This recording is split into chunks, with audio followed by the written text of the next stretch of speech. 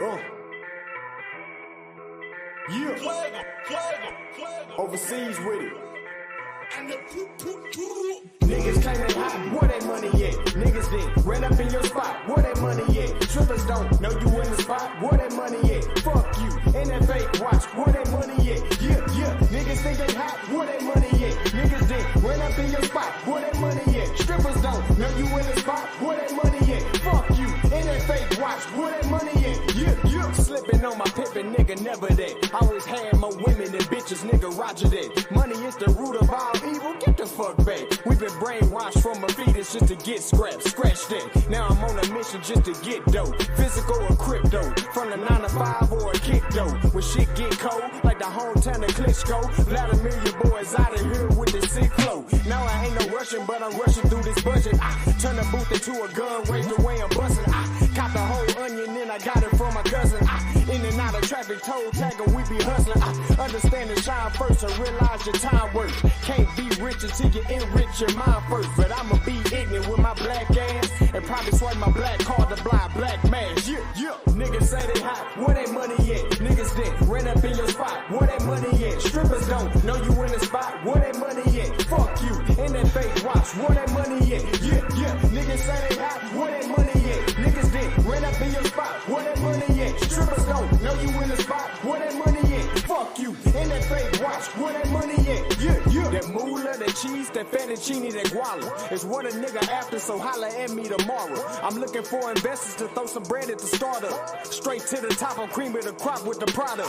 Money isn't everything, but in this society, you gotta have funds to have fun, so don't lie to me. 153 million the fucking lottery. World keeps spinning, I just mold it like fucking pottery. Fuck that poverty shit, my niggas gotta get rich. Hip hop over everything like hippopotamus clicks. Niggas wanna hate, that be on some anonymous shit. People wanna relate, they wanna be a part of my clique.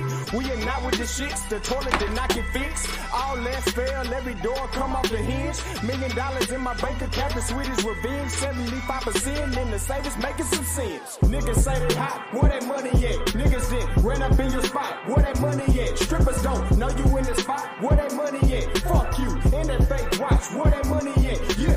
Niggas claim they hot, where that money at? Niggas then ran up in your spot, where that money at? Strippers don't know you in the spot, where that money at? Fuck you, and that fake watch, where that money at? Yeah.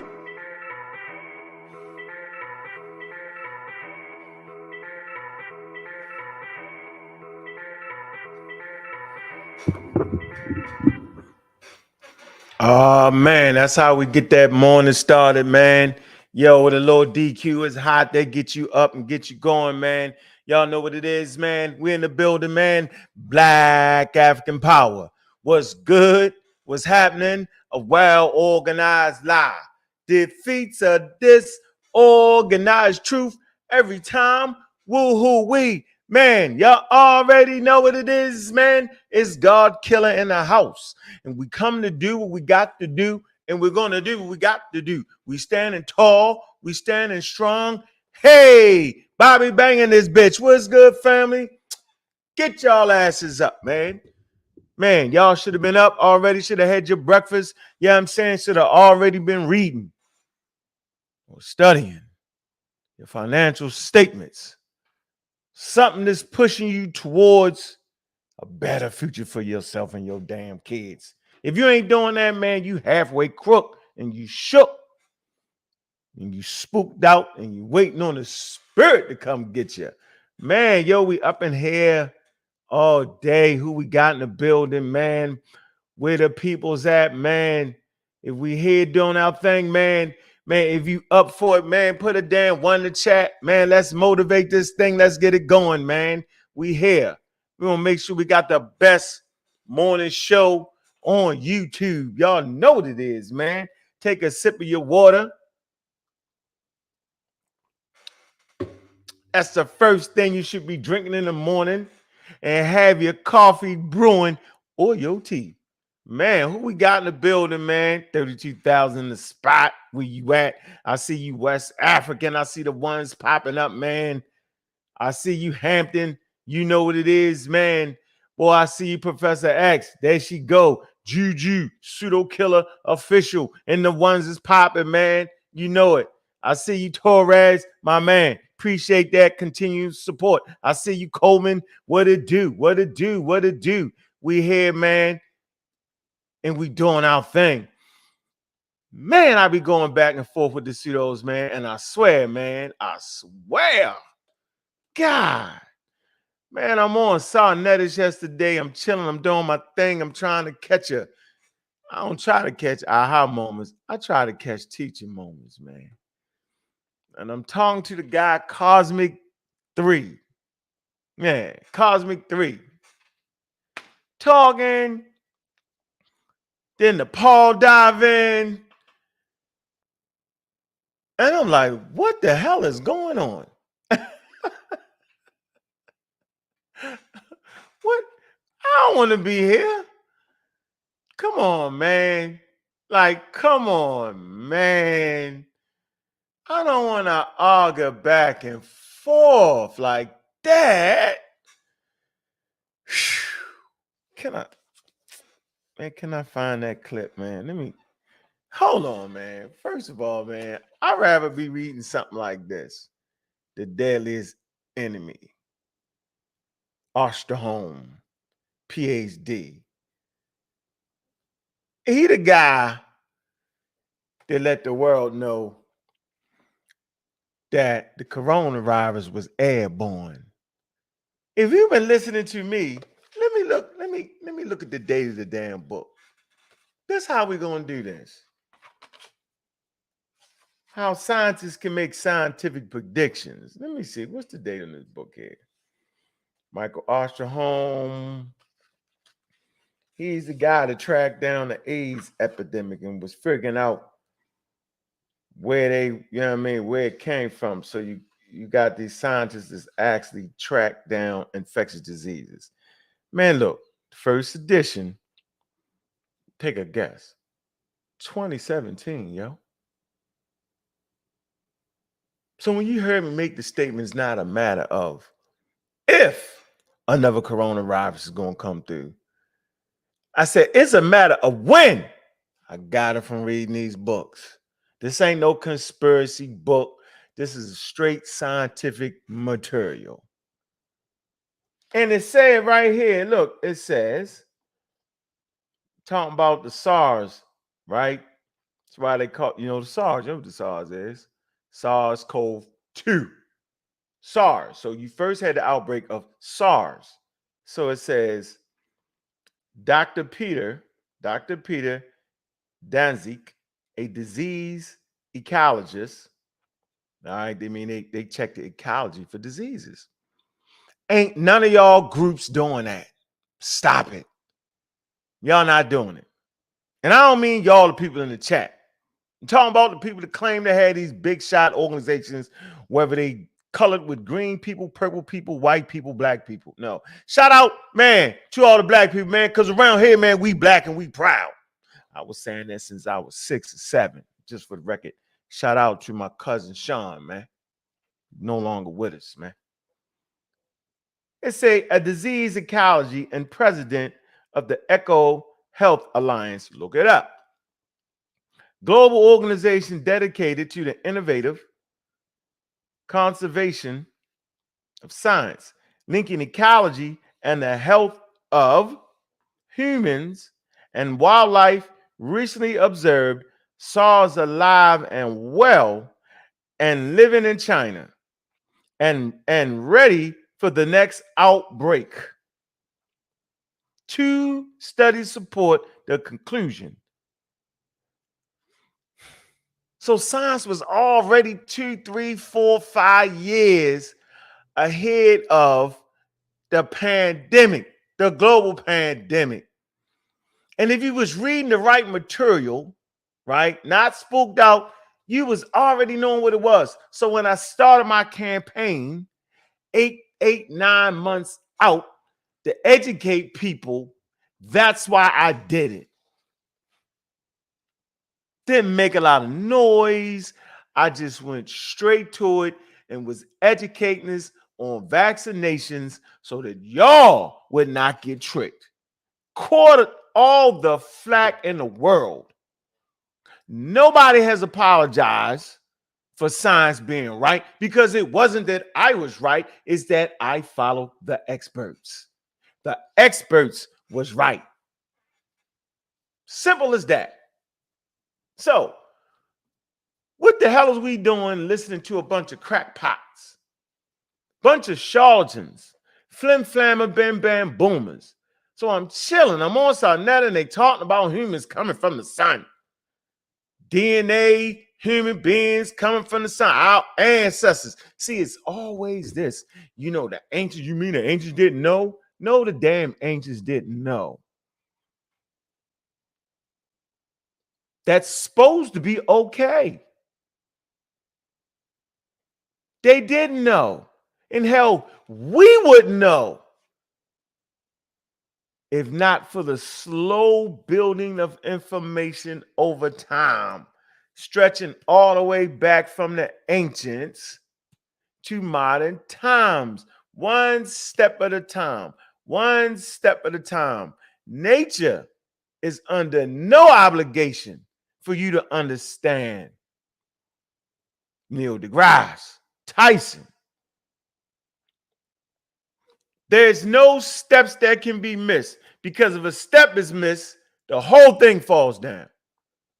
You don't get to the next step until you understand the step you're on, until you even recognize you're on a step. This is what the pseudos will never understand. So they got the ancient cultures understanding things, although they haven't been through the steps. It's not happening. This is not school where you can skip a grade. It's not happening. I'm telling you, it's not happening, y'all. And I don't think people are ready for that. No, the ancients aren't making rocket ships without at first inventing asphalt. There's some chemical things you need to understand. Concrete, asphalt, rubber. Can't just look at the rubber coming out the tree. You got to be able to put it in a usable product. You need to be able to land the damn thing. You know, y'all just want to have rocket ships without nowhere for it to land and no wheels. So the shit just hit the ground and blow up. It's wild to me how we just miss everything. So we want to have a conversation about, man, there's some things that's right in front of your face. If you can just think about it a little bit, don't take a lot. What the hell do Unc be talking about? I'm telling you what I'm talking about. I'm saying, imagine yourself in Africa naked. You don't know you're a human. Scientific terms had not been developed yet. You was calling yourself whatever you was calling yourself. You don't know what you came from. All you know is you looking up at your mother and your daggone father. That's all you know. You don't know about the ancient history of the hominids. You don't know none of that. You don't know none of that. That's not even in the game for you. You move to the forests, the high grasses. You have to stand up to see the foe, the predators. Some of you do a good job of standing up, and some of you don't. Those that do a great job of standing up and staying up, you know what I'm saying, will reach you to the age of reproduction, will pass on those genes that will kind of tweak the hips so you can stand up. And those that can't will not make it to the age of reproduction because they're getting eat by the animals that's in the high grass that they cannot see because they not standing up. And over time, the population will stand up because those genes are passed on. Those genes are passed on to the next generation, and the next generation become viable offspring because at a certain age, you can learn how to walk. But when you learn how to walk, you're walking upright now. And over time, you will make it to the age of reproduction more times than those who aren't walking upright habitually, meaning all the time. And so we start to walk upright. Now we're seeing predators. You have no idea that these genes are taking place. You don't know. and you're still naked. There's no need for clothes in Africa. It's hot all the time. And you're fighting for your survival. Certain mutations occur. They cause you to yearn for proteins and sugars and salts. And the wild game make your mouth water. I got to get that. Got to eat. The thirst for water is there. You got to get that. You don't know about certain diseases in the water. All you know was Charlie drank in a water hole after a hippopotamus was right there and Johnny died. He was sick. You don't know how to heal him. You don't know nothing. All you know is he's not moving anymore. A couple days he was moving slow. Next thing you know, he's stiff as a board. You don't know it, but you say, don't drink out of that. And over time, you start to realize you look for areas of drinking water where the animals aren't all the time. And there's certain bacteria in your stomach, right, that kind of kill some of these diseases that are potentially in the water. These bacteria we do not have today. But you don't know these things are going on. But you make it. And there's certain things you start to use, certain tools you start to use. You start off with using sticks. Then you make a better stick. You pick the things off the ground that's there, and then you manipulate it and make it better. You take stones. Some stones break better, some stones don't. You eat meat, raw meat. Fires break out. Animals die. They cook. You eating burnt cooked meat, and it's good. And you grow more. So those that ate the cooked meat got more protein in the bunches. So now you're not spending your whole day running around looking for leaves. You eat one good meal. Now you're bigger. Your brain is bigger. Energy is there. One good meal. Enzymes are created. Chemicals are created. You thirst for the meat. You thirst for eating any goddamn thing. The insects, you eat the insects. You eat the birds, you eat the bees, you eat the honey, you eat everything. You're the last. Now you're Homo sapien sapien and you don't even know it. Nothing is left. So you think. And you piddle around Africa for 300,000 years. You don't know where you at. We live in a world where we got GPS, we got roads, we got television, we know everything. You in Africa, the food supply dry up. You don't have a compass. You getting to the shores. You follow the ocean looking for food. And over hundreds and hundreds of thousands of years, as food supply dry, you move a little bit to catch up to the food. Food, glacial 6, stage 6, isotope 6 is coming in. And you move slow and you end up in South Africa. Following the food, the plants, the oysters, the shellfish. And you notice at times the beaches are exposed and these shellfish are there. And you figure out a way to manipulate and open it up. And you eat. And you start to track the moon, because when the moon is full, the beaches are exposed. It has affected the tides. You don't know it, but you start to recognize and analyze. Spirituality and God ain't there yet. It's understanding that the correlation between the sun and the damn moon causes the water to expose the beaches, the areas of where you got to eat. And you start to track that shit. You get your earlier lunar calendars. How do we know this? We talking 160,000 years. How do we know this? Because foragers today that live on beaches, they use lunar calendars. They track the moon cycles. That's how we know this.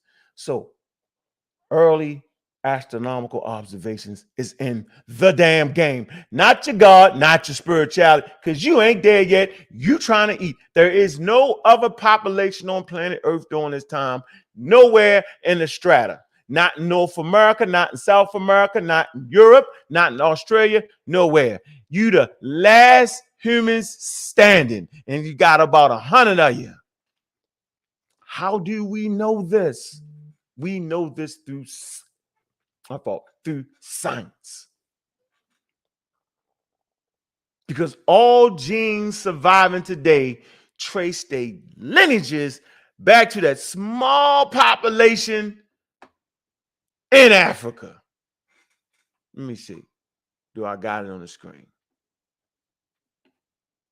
This ain't got nothing to do with none of the stuff that y'all think y'all be talking about. So when I run across these wild conversations about humans popping about the sun and just the wild conversations, man, I get distraught. I don't even like being in that environment like that. I'd rather have a good, concise conversation, man. Don't feel like arguing with people who I already know is dead goddamn wrong because, you arrogant.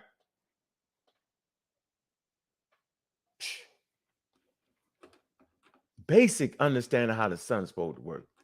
You learn that in the 4th grade, man. 3rd grade. When you come out of stick figures, you know what I'm saying? Like, come on, man. Right here. Look.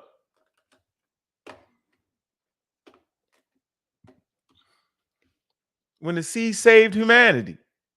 Shortly after Homo sapiens arose, harsh climate conditions nearly, extinguished our species.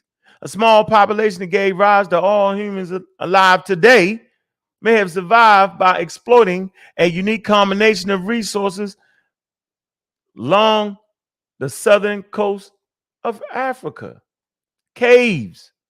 We learned in this community that caves was a bad thing. Now we realize that the caves today simply BB13 near Mussel Bay, South Africa, sheltered humans between 160,000 to 35,000 years ago. At the time when Homo sapiens sapiens was in danger of dying, these people may have been the ancestors of all of us today.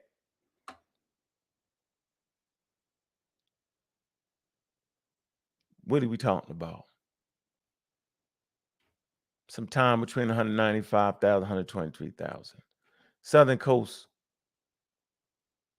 would have been one of the few spots where humans could survive during a climate crisis. So we're in a climate crisis, ladies and gentlemen, and they do not know it's a climate crisis because it harbored an abundance of shellfish, mammals, and edible plants. So humans are eating plants, edible plants, they're eating mammals, and they're eating shellfish. Stop lying to our people telling what they can eat, but they can't eat. Everything should always be in moderation. They lying and they pseudo, and they making it up. Excavations of a series of sites in this region have covered items left behind from this possible progenitor population. They call it the progenitor population. Why all the people studying quote unquote American history claiming the day was always there? They're lying. The discoveries confirm the idea that advanced cognitive abilities evolved earlier than previously thought and may have played a role in survival of the species. So your cognitive abilities did not go to spookism and spirituality and religion. It went to figuring out ways to survive. And this is where the rubber meets the road.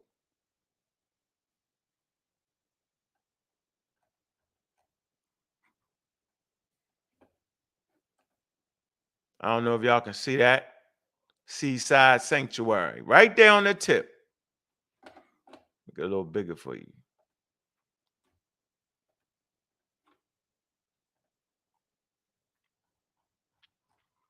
Man, I'm just saying, man. Some of the shellfish at Pinnacle Point population. Just making a point, man. Like, what's the real deal here, man? What's the real deal? We're like, what are people really trying to do to you? What's the running joke? Am I the brunt of the fucking joke or something? Really, here's some of these plants these edible plants they might have been eating. Geotypes. Underground. So they underground. That part is underground. And they pulling it out and they eating it. Want to find the portions talking about the moon phases. They also developed, let me see, most of the stone tools found at the coastal site, archaeological site, are made from types of stone called, quartzite. These coarse grain rocks is great for making large flakes, but it's difficult to shape, watch this, into small refined tools.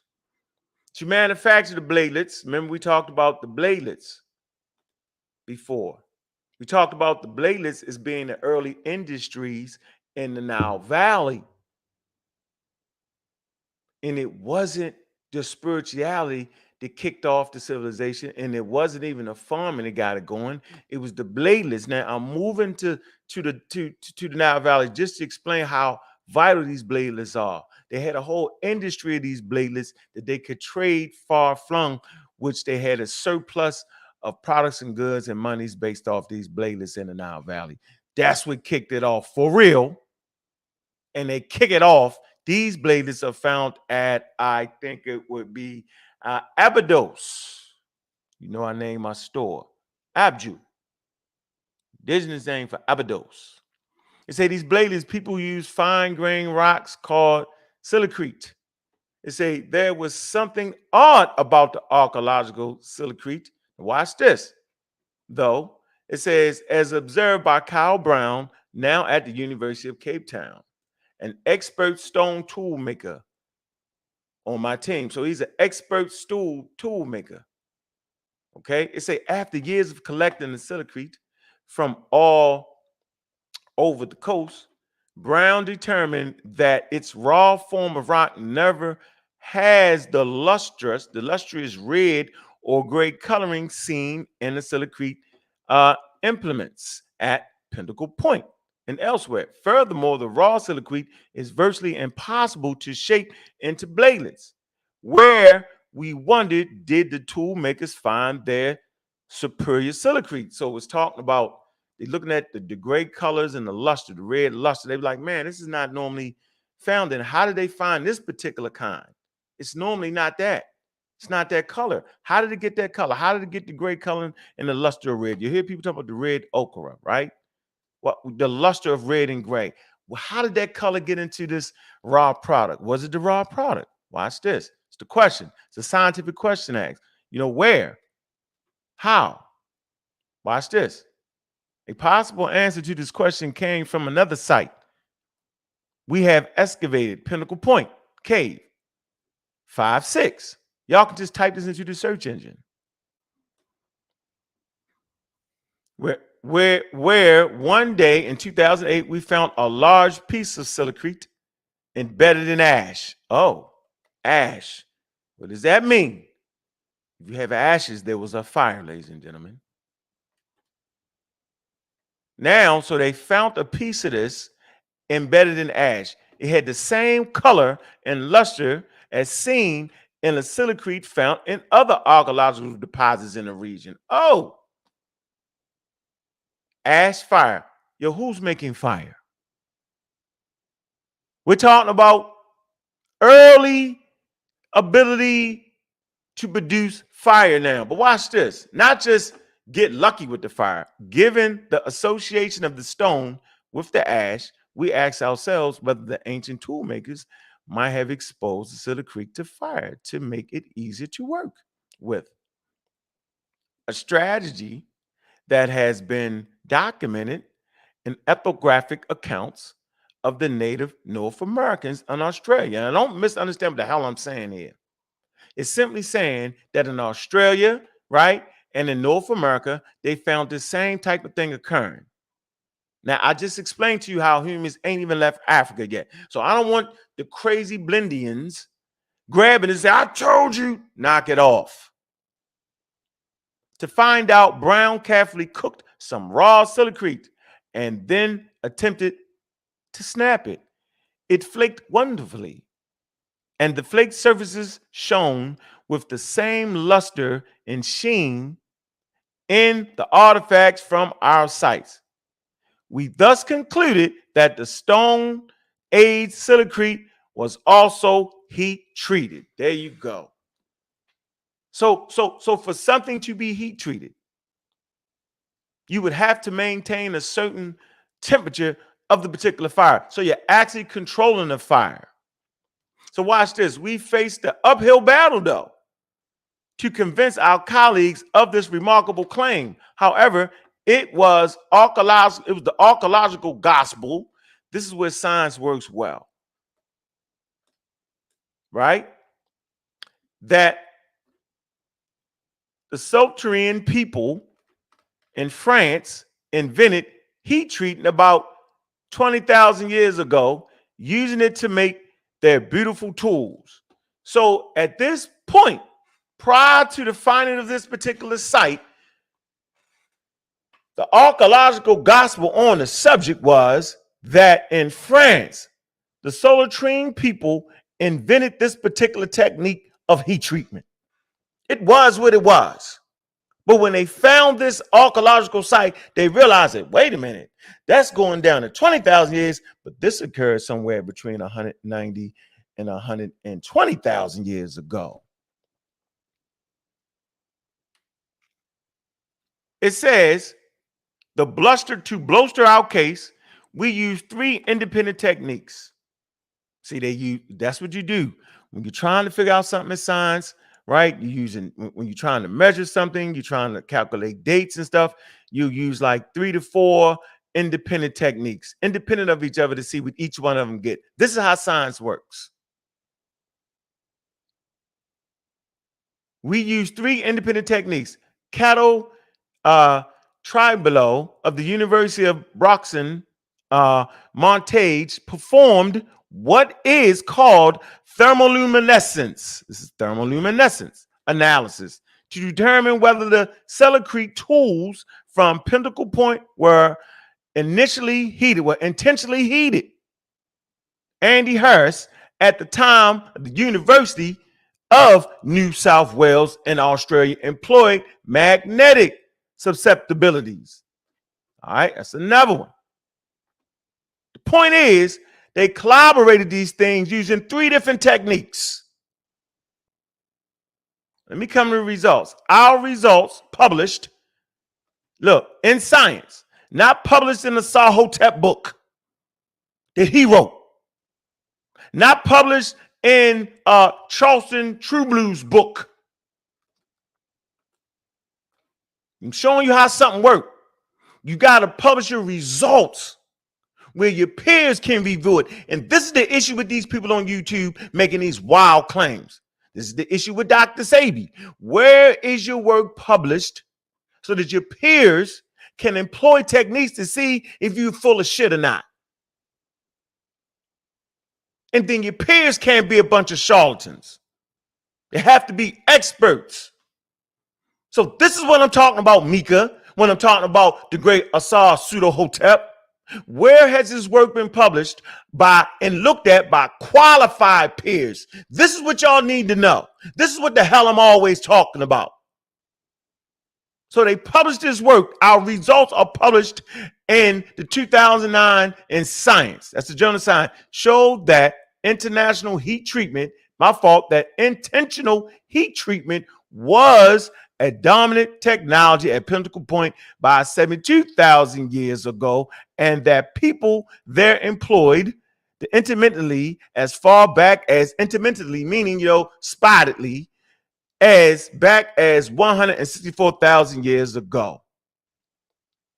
In 2012, in a study in Nature, we showed that Pinnacle Point residents employed an entirely new technique of stone tool manufacturing called microlith technology. Now, why am I saying microlith technology? Because this microlithic technology will spread. Remember I talked about how in the Nile Valley, how they had this microlith technology? Well, thousands and thousands and thousands of years later, you would find a microlith technology in the Sahara and in the Nile Valley. Oh, damn, Unc, if they can do that, they can go from Egypt to shut up. To West Africa. That's not what I'm saying. I'm saying over thousands and thousands of years, as Homo sapiens sapien moved back up from South Africa and started to populate what? West Africa, and started to do what? Populate the daggone Delta. The population split and went in two different directions. We got a whole article on how West Africa got populated. And this is our damn argument. Yeah, we have a common ancestor. We have ancestry, but we talking about 192,000 years, 72,000 years ago. That's why it's wild to me how people play these games. And y'all sit there, not this crowd, we got the intelligent crowd, but they sit there and they play this wild game with us. And they got their chest stuck out. So this reading of this article is important for 2 to 3 things. 1, I want to show you how the process works. 2, I want to show you how early humans take their tools with them. 3, I want to show you how humans, the pocket of humans existed in one environment at a particular time, and we was about to die out. And what saved us? It was our ability to manipulate and understand our damn ecology, having absolutely nothing to do with your damn religion and your spirituality. They weren't even ready for that part yet. That wasn't even on their daggone docket. They was doing basic things.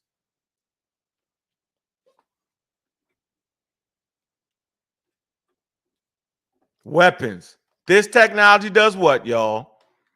Allow one to make very small light stone weapons and represents a breakthrough in lethality of arguments.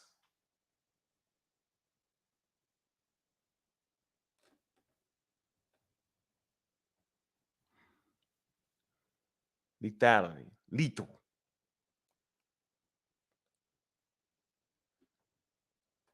Weapons, armaments. Weapons, armed, that you be armed. Who the hell was armed first? People in Africa. Why would you be armed with lethal weapons if you just floating across the damn Sahara? Right. Conquered the world with lethal armaments. That's what the hell happened. Process of treating by heat testifies to 2 uniquely modern cognitive abilities, y'all.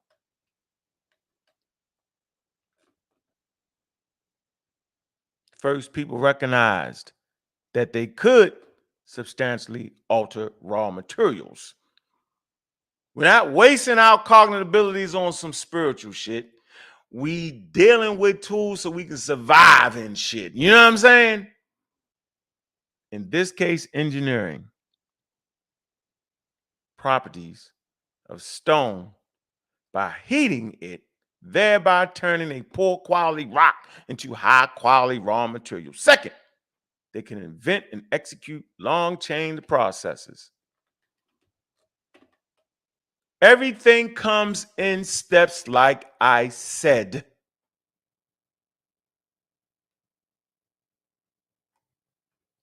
Long road to get out of Africa. Long road. Smart from the start.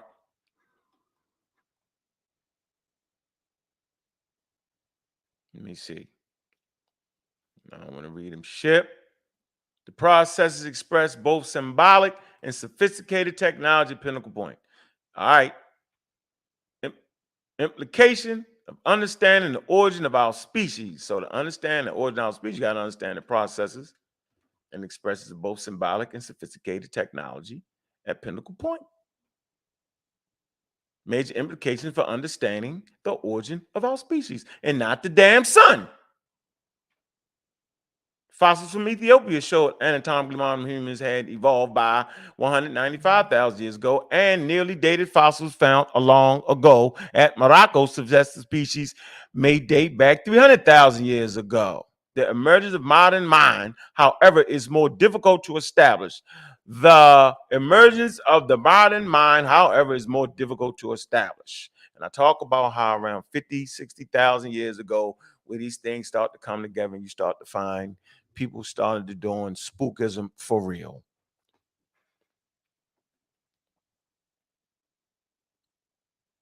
In Europe, Evidence of art or symbolic activities is another, and is tracking of time through proxies such as lunar phases. So remember I told you how they were tracking the lunar phases.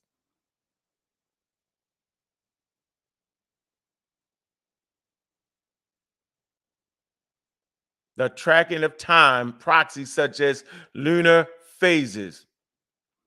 For years, the earliest example of these behaviors were all found in Europe and dated to 40,000 years ago. Based on that record, researchers concluded that there was a long lag between the origin of our species and the emergence of our priceless creativity. Priceless, that's not priceless. Priceless. It's not priceless. Priceless creativity. So he was basically saying early on that these types of abilities started in Europe. Science had to correct itself. If we didn't have science, all that would have still been in the game. Humans left to their own devices and spirituality will mess it up. Bring science in it, right? It's going to correct itself. Science is self-correcting. These are some of the tools. You see the museum number on that? Museum market where they can, put it, arrange it. We can find the damn thing again. This is what the tools look like, ladies and gentlemen.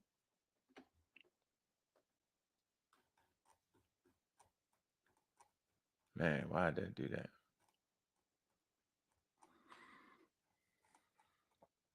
We definitely cooking. Cutting edge technology. So you dealing with cutting edge technology, not cutting edge religion and spirituality. Ain't nobody worried about that right now. Ain't nobody worrying about the gods. We trying to figure out how to get some lethal weapons to get these wild animals off of us. We trying to figure out a way to deal with the other daggone humans. Yeah. Right. There you go. There you go. See? This was essential to your survival. You will later find these in different places like the Nile Valley, industries, tool making. It's counterintuitive. You would think they were trying to pray their way out of it, huh?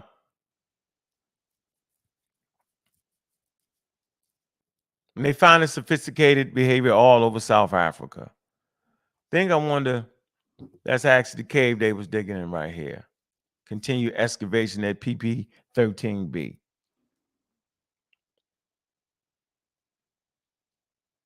If you look at the right of the picture, you'll see these tags. That's the different levels. We call it strata. So the deeper you go down, the older it is. I'm gonna say this again. If you look at the right, you'll see these white tags on the walls. These are different levels in the archaeological record. And the deeper you go down, the older the fossil is that they're finding. So they're finding fossils on these different levels and these different tags right here. See these red tags? These are areas where they're finding things. They're measuring the strata. See the brush in his hand? Right? He's brushing off artifacts. Little bucket of dirt. They're taking out little buckets of dirt. This is how excavation is ran. So you actually got people in the conscious community giving you wild history, having never, ever been to an archaeological site. At least through the damn internet and running their mouth at high levels. This is what I'm talking about. That's why I say, man, get your history through anthropology. Because any artifact you think you're talking about, it starts right here. Oh, and by the way, that is a black person right there to your right. That two white people and two black people. Red shirt, black person, right there with the yellow hat on, black person. Now, doctors, guaranteed, excavating, bringing out your history, your story. While charlatans amongst you talking crazy and reckless, you know what I'm saying, trying to make fun of me.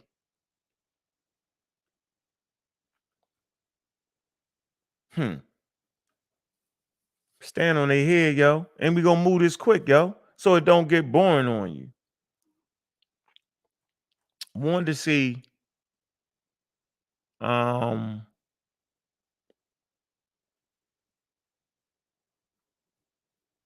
Toby eruption. Let me see. Want to talk some more about the lunar phases? We can test the hypothesis of humans follow the sea by examining our current coast. But let me see. Study location, continental shelf drops. Man. Let me see. I wanted to see something. Genetic fossils, archaeological record are reasonably concordant in the suggestion that the first substantial and prolonged wave of modern humans migrated out of Africa occurred 70,000 years ago. Hold on. Man. So here's some resources for y'all. Early humans used marine resources and pigment, okay, in South Africa during the middle. So this one is right here is talking about early chemistry, proto-chemistry at 100,000 years ago. Volume 449, page 905. These in the Journal of Nature. That's a damn good read. An early enduring advanced technology originating 71,000 years ago in South Africa. So we've been talking about this for years.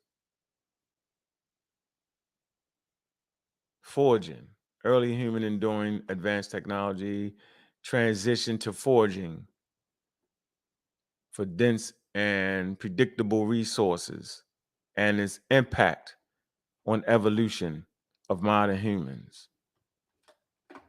All y'all gotta do is type this in and get to it, man. And stay out the way of the ignorant. Yo, they always put like my man Anthony Bowman. Shout out to Space Age Anthony Bowman. He always say, yo, science protects you from the charlatans pulling you down on a level and beating you up with ignorance. Oh man, that's what I was feeling like, yo. Ignorant, yo. The humans coming from the sun. Oh man, I can't. Maybe later on this evening, man, I'll find. I thought it was like under here somewhere, man. God damn. All right, I'm taking too long, man. Let me drop the link and see what y'all want to do. Ran my mouth. Let me drop this link, man. See where y'all at, man. Man, hit that Cash App, man. It's pinned on the Community Skeptics, man. Yeah, the pseudos is falling off like fleas. Falling off like fleas. Y'all got an interesting conversation there.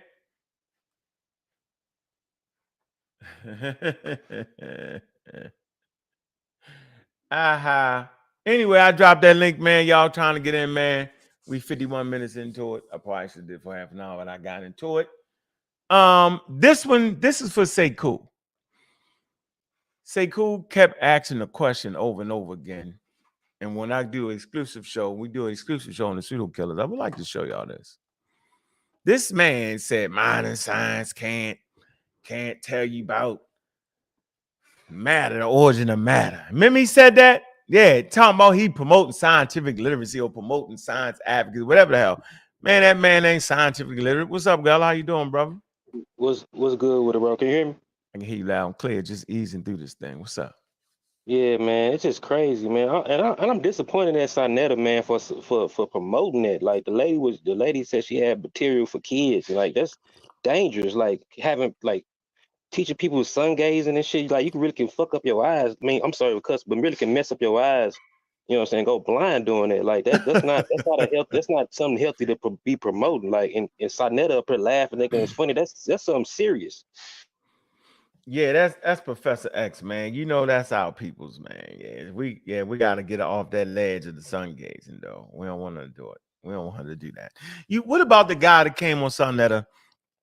He is sun gazing, he had his sunshades on. I say, nigga, I see why you got your sunglasses. You can't see, yo. You messing up the retina in your eyes, yo. Oh yeah, you know what I'm talking about, right? Yeah. Oh man, I forget what's his name, yo. What's it? You talking about the Cosmic Chris dude? Nah, not him. It was the dark skinned guy. I remember I was talking to him. I said, yo, what the hell you doing, yo? Oh yeah. I ain't you know even what I'm talking about? He got sunglasses in the house because he's messing up his retina and don't even realize it. Oh yeah, I seen him. Yeah. Ah, man, yeah, y'all stop looking in the sun. Yeah, that's dangerous. Seriously. You gonna be frying chicken in the dark like Ray Charles. I'm not listening to y'all. Y'all see what I'm doing? Exposing your pineal gland. Your pineal gland, yo. What's poppin', y'all? What's up with you? How you doing, DQ? Pseudo Killer Official. What's good? Man, you already know I'm blessed, baby. Just tapping in, getting that good info from y'all this morning. Oh, yeah, man. I just wanted to ride through that real quick. People act like we ain't talked about this for years. People act like we ain't talked about the population splitting, going to west, right, and going into the valley. We talked about that, but that's thousands of years. Mm-hmm. You know what I'm saying? Like, that's what I'm trying to get people to see. Like, come on, yo. It's the greatest story on earth, man. We got to do it right. You know what I'm saying? You were talking about the Lumbambo bone a long time ago, with Dr. Mayat, when he brought that out. That's a baboon.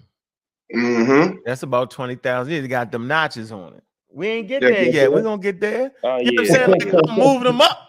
I'm showing them. Look, man, I had the baby do this to get around the saw and all of them and all that bullshit they was doing. So I said, yo, I'm gonna get away from the whole Egypt shit, and this gonna be my thing right here. See, this is my thing. They ain't gonna never get past me on this. Nobody, they not. I've been doing it for 15 years, yo. Been reading this right here. The whole thing, the fire, how they manipulating fire, and not just starting a fire, but they keeping it at an even temperature, yo, to be able to soften them rocks up just enough to carve them right to make those lethal armed weapons. You know what I'm saying? Why would you need a lethal weapon? You know what I'm saying? Right. Because we kill us from the start. That's why. Simple. Simple. Yeah. Simple. Mm-hmm. It's the crucible culture. It's a crucible culture, and I need to find this article, man. It's a good one for everybody to see. That's why we can safely make the statement that when you look at hunter-gatherers around the world, they basically had the same type of spiritual religious systems because it all started in Africa. Yeah, it was kind of like a shamanist-based type system. There you go. Explain that to the people. Shamanism. Oh, just like, you have a person that people follow, like in the group, and they deal with the natural herbs and nature, what they perceive. That's a lot of the myths and all that stuff come out, and the folklore come out of those stories. That's where the priesthood come out of, the shamanism, like the roots of the priesthood. They the ones drawing the pictures in the caves, like the caves and shit. That was the first temples, for real. Yep, we start to see those half like say for instance in Egypt you find the dog head in the human body. You start finding that type of stuff. Yeah, like arthropods. Start finding that because now they're getting spooky. Now the dude is controlling. He the Creflo Dollar today. Yeah, it's like the koi sign. The koi sign not even really religious. They superstitious, but they're not really religious. You know what I'm saying? They like disease is evil to them. You know what I'm saying? Like whatever. Yeah, because they old. Yeah, it leads to that. It leads to religion later on down the line. You feel me? You're right. There's a journey to get to where we at right now. You don't just get right here. I mean, you don't have a well organized written text with nah. No. I'm trying to find this thing. Yeah. Let's see. I think this might be. Let me see if I can find this for y'all, man. Man, I always lose this. This is the best. Maybe I can go over here to see if I can find that, man. But hold on, let me just do this real quick. I can't seem to find it. Let me come here. 1,000 times in that conversation we had, that debate we had, this man lied to the listening audience. His thing was the white man, the science doesn't know the origin of matter. And spirituality can tell you. I was like, what? And he said, how you just ignore a person? So here, let me put this for here. The first matter in the universe may have been a perfect liquid. Scientists have recreated the first material that appeared after the Big Bang in a large hadron collider. 2021, June. So Sekou lied. And he just did it the other day. He lied. I saw sit there and let him lie. They all in cahoots. It says smashing together lead particles at 99.9999991%, the speed of light. Scientists have recreated the first matter that appeared after the Big Bang. Out of the wreck came a primordial type of matter known as quark gluon plasma, or QGP. It only lasted a fraction of a second, but for the first time, scientists was able to probe the plasma liquid-like characteristics, finding it to have less resistance to flow than any other known substance, and determine how it evolved in the first moments in the early universe. There you go. Right there. The spirituality can give you this. They be lying to y'all. They be making it up, and they never can support what they say. So it's just wild to me. I just wanted to put that out to the audience, man. I'm going to drop the link for y'all, man, so y'all can go ahead and just, sit back maybe early in the morning, go ahead and, produce that, read that to your kids, have some fun, man. But we're not sitting around here letting people lie, man. I see you, Suntan. Man, hit that Cash App, man, early and often, man. You know how we do around here. We support, man. Well, I see you, Mr. Ron. What's going on, brother? How you doing? Doing great, Brother Ankh, and peace to the rest of the brothers on the panel and everybody in the chat. So it's good conversation you're having here today. So it's very interesting. Yeah, I just wanted to bring them up. My conversation was really wanting to show people how, in actuality, the way we think today and the way we apply stuff to ancient civilizations and culture is super wild. Like, we should never be saying they had a spaceship or a plane or a helicopter, because there's steps to get into that. You don't just make a damn helicopter. You got to do that. You got to do that 12 minutes. Remember, on the Wright brothers, they flew for 12 minutes, I believe. 12 minutes, maybe 6 feet or 12 feet high, something. They did it for a couple minutes. You got to get to that stage first. Yeah, there's a process. Things you have to learn. Go ahead. There's a process going from our ancient ancestors to getting to where we are now, and I think everybody just has to recognize that process happened over hundreds of thousands of years, and those baby steps. Within those baby steps, is like you mentioned before. You talked a little bit about the process of heat treating. Learning that is certainly not the same as what we would consider to be heat treatment of metal and stuff today, but it showed that they had an understanding of how to manipulate fire to be able to manipulate the elements that they found, whether that was stone or wood or whatever, boiling water. They can manipulate it with fire, so they understood that. Pyrology, that's what it's called. Right, and then it advanced. They had some type of tribal knowledge. They kept that knowledge, and eventually it became encoded. And as they found new elements, they were able to manipulate it more and more with fire. So we have heat treatment today. We can heat treat carbon into steel, and it's just, I mean, and it's similar, but it's not the same though. Whereas we can write out phase diagrams for see the transition of molecules going from different levels of hardness, where they couldn't do those things thousands of years ago. So to say they could, it's just you can't make that assumption.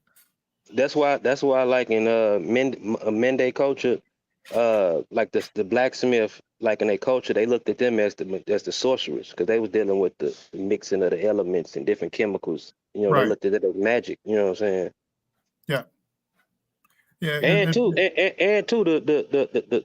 knowledge of fireworking can get lost too, because the Andamanese people, they lost the ability to produce fire. They just use volcanic ashes and warm their stuff up, but they actually don't know how to start fire. Yeah, it's no doubt. You can gain the knowledge or you can lose the knowledge, and just depends on on how much you prioritize that knowledge moving forward. And sometimes the knowledge is just hidden from people. It's just hidden from the average person as well. I mean, just like people do today, they hide knowledge sometimes too. So. Man, look, hold on. I'm trying to want to show y'all something here. Damn, y'all wanted to see how long. So the Wright brothers, they had to do a glider first. You had to learn how to glide first before you just start flying. Yeah, and too, it's still considered farming because you manipulate an environment. Early hunter gatherers use fire as like it's basically would be considered the first farming because they will use fire to burn down stretches of forest so it'd be easier for hunting grounds. It's actually kind of a type of early proto farming. So y'all know from the 1900s to the World War II, yo, what's that? 40 years, yo, 60 years, yo, something like that. 18 something. All right, let's see. Let me show you how the advancements start. Y'all familiar with that picture of that bird in Egypt? It's like a little toy, like, you know what I'm talking about? Yeah, I think I know what you're talking about. Yeah. Right. So you know you got to do that first, though. You know, it sound wow. Oh, come on, yeah, yo, you gotta, people gotta sit around and make a bird.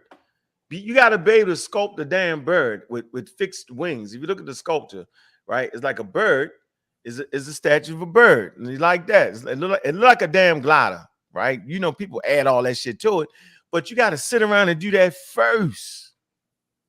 You got to do that first before you can even get to the 1800s to start talking about the Wright brothers. Yeah, this is like the metal we were talking about. You gotta play with the rocks before you get to the metal. You know, so Right, the metal ain't I would say the metals ain't nothing but rocks anyway, minerals. So humans, you playing with rocks so long, you're gonna be able to manipulate these rocks and minerals. All right, let me see. Y'all can see this right here. So it says from 1900 until their first powered flights in the late 1903, the brothers conducted extensive glider tests that also developed their skills as a pilot. Yeah, yo, you gotta do the glider first, yo. Look, you gotta do the glider. Look.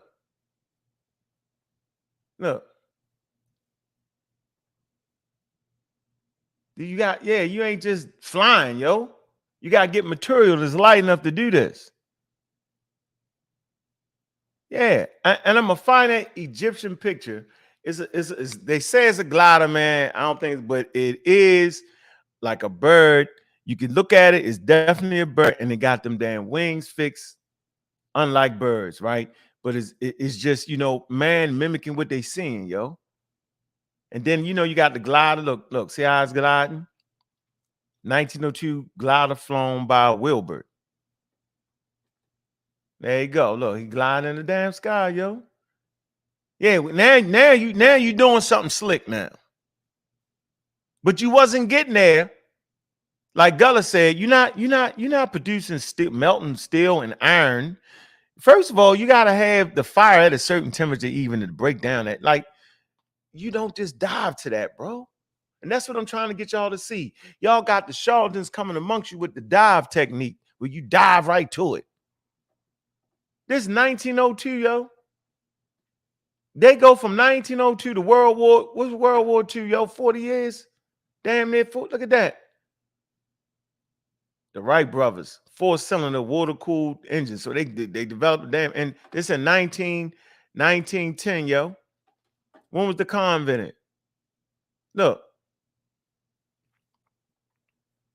The first flight. Engine on it. So they glided first. It say the first power controlled sustained airplane flight in history. Orville Wright, age 32, is at the controls of the machine, lying prone on a lower wing with his hips in the cradle, which operated the wing wrapping mechanism. His brother Wilbert Wright, age 36, ran alongside to help balance the machine, having just released his hold on a forward upright of the right wing. Starting a rail It say though the starting rail, the wing rest, a cold box, and other items needed for flight. Preparations are visible behind the machine. Yeah, yo. See the box and stuff right there? Look. Y'all sitting there saying, that's right, man. Y'all tripping, yo. Y'all saying the wrong thing, yo. You don't just dive to this, yo. You don't get here like this. They don't just start right there. Y'all not doing it right, yo. Y'all not. Y'all letting people come get y'all with the foolery, yo. And it's easy to say, yo. So nobody, no scientists and aero engineering and all that, yo. They give props to the early ancestors, yo. That was looking at birds, that was looking at certain things. So they give props to that, and it's the stages to get to this point right here, yo. Then you can get to the high altitude bomber later on. So it is like 37 something years, yo, and then they end up in World War II with the bombs and all that. And Hitler, remember Hitler? Hitler actually put together those first daggone jets, but they would run out of gas. It was the bombs, yo. They had wings attached to the bombs, and wow, what they did was they measured the amount of gas, huh? V2 rockets. Yeah, that's a rocket, yo. How they do it? They just put some gas in it. When they run out of gas, then so we put this amount of gas and run it and drop that shit. Man, I don't know. That shit interests me. I guess it don't. I think y'all saying fuck it. We want to go back to the caves.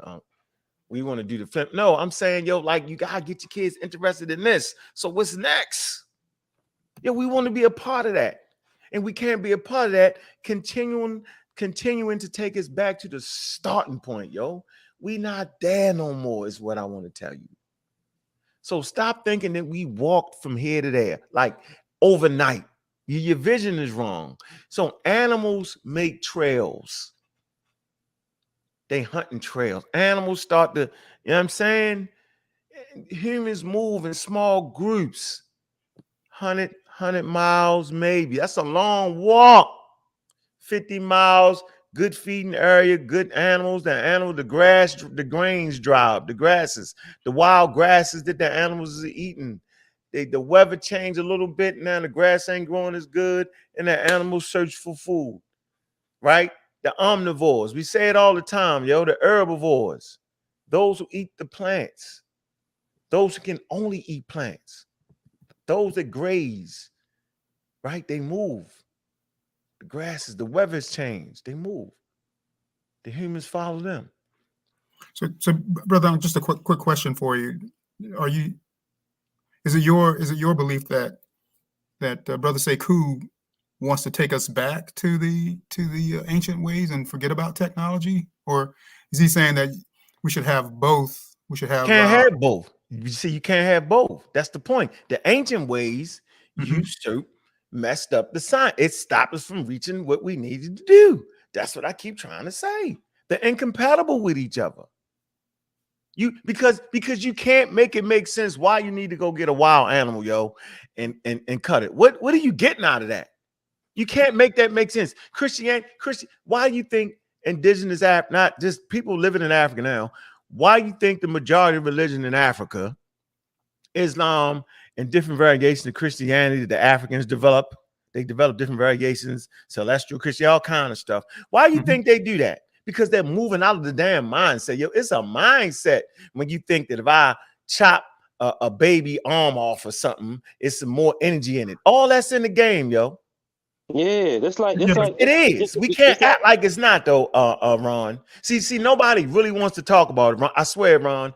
They don't want to really have a real conversation, yo. Ancient shit was wild in Africa, in Australia, in America. It was real wild, yo. We didn't have the information yet, yo.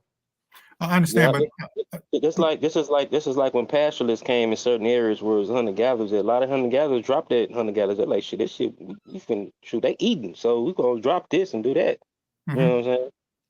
The farmers and the hunter gatherers, they fought. But they fought. Some just laid down. They were like, they coming with something better. You know what I'm saying? You had Some that just too. laid down. Some just say that makes sense. We ain't got to run around. And then it was a mix of farming and doing that. But go ahead, Ron. You got an interesting. I see where you're going. Let's have this call. Yeah. Come on, we here. Go ahead. I'm just saying that it appears to me that people can still have their religious or spiritual beliefs and still be very knowledgeable about science and mathematics and things like that. It doesn't seem to be incompatible unless you're talking about things like child sacrifice or animal sacrifice and those types of things. Stop right there for a minute. Mm-hmm. So you wanna modify it? See? Well, I mean, let's talk about it, right? Let's talk about modern day religions. No, I don't know. Modern day religions is quick. What do you mean compatible? By quick? It's compatible with the behavior of human beings. Meaning, nigga, we ain't got a month to watch you hunt an animal to sacrifice it. We don't got that much time. Mm-hmm. We need to go to church on Sunday and be out of there in 2-3 hours. We got a football game. We got to take the kids here, and we got to go to work on on Monday. We don't got time to do a whole ceremony that lasts 2 days, 3 days straight. So you're saying that? So you're saying that the Judeo-Christian religions or the Abrahamic religions, let's include Islam, you're saying they are okay, but if you go back to ancient Africa, they're not okay. Is that what you're saying? No. If you go back to ancient Africa, those systems was okay. Mm-hmm. Okay. You get it? Because it was in an environment where you could do all that. But you're saying you can't do it now, though. Right, because everything around you is changed. Mm-hmm. Yeah, and that's why, let me say this, Gullah. That's why Islam and Christianity and Judaism took over Africa, because it was easier and it's cheap. And you can get salvation like this.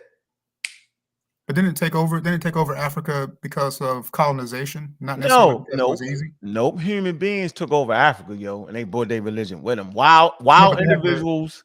You know what I'm saying? It ain't had nothing to do with the Christianity thing. Remember, the Christians, the missionaries, be trying to help, and then the army come in and say, all right, yeah, whatever. Remember how that worked for real? Yeah. But the real purpose was to acquire the resources in Africa. Of course. So, and don't forget, Ryan, a lot of the people that was doing a lot of the, like we say for Islam, a lot of people that was doing a lot of jihading was Africans that converted, indigenous Africans that converted anyway. They was converting other Africans. Yeah, of course. It's the same thing in Christianity. A lot of Africans converted to Christianity, and they also had their own proselytizing of other Africans as well. So say, hey, Ron, listen. Yes. Great conversation this morning, trust me. And you right there, you saying it. I'm saying, you got to modify, the reason you know why, man, come on, I could break out the work, come on, I'll make niggas mad. Christianity swept through Egypt like it wasn't nothing. Why? Because it was cheaper, You ain't got to pay for no sacrifice, You can just, I believe in the sacrifice is already done, and it's free.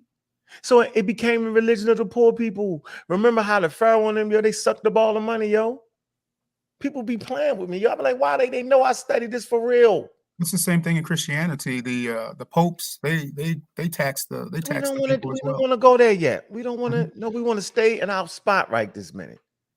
Right. So everything you say, you right. That's not what I'm saying. I'm saying why Christianity was able to sweep through Egypt like that. Right? Because it became the religion of the poor people. Poor people can't afford to do all that shit you trying to make us do no more, You know what I'm saying? Like, we can't afford that. So, first of all, cool, holler out African spirituality. What the hell is that? There's never a thing called that. What do you mean? Give me a tradition. You know what I mean? Then let me see what it involves.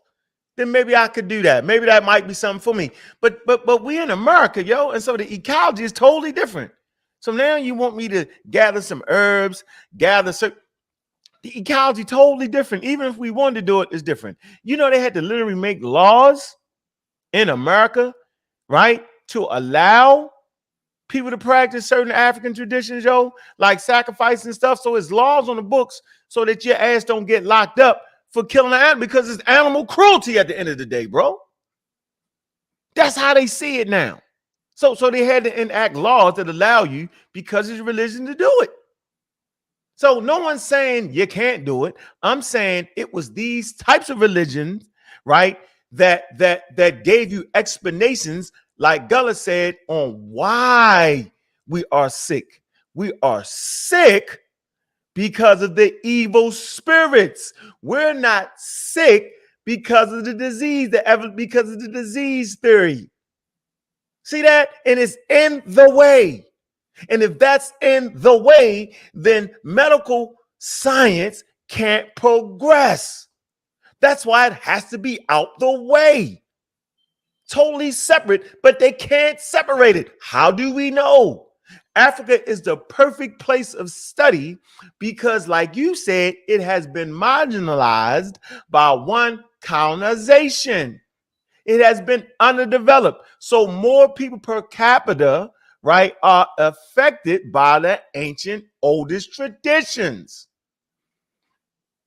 Sekou said, he was like, yo, that's the poor people thing. I was like, what?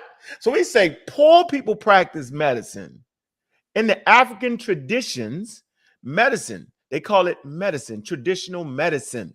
That's part of their thing.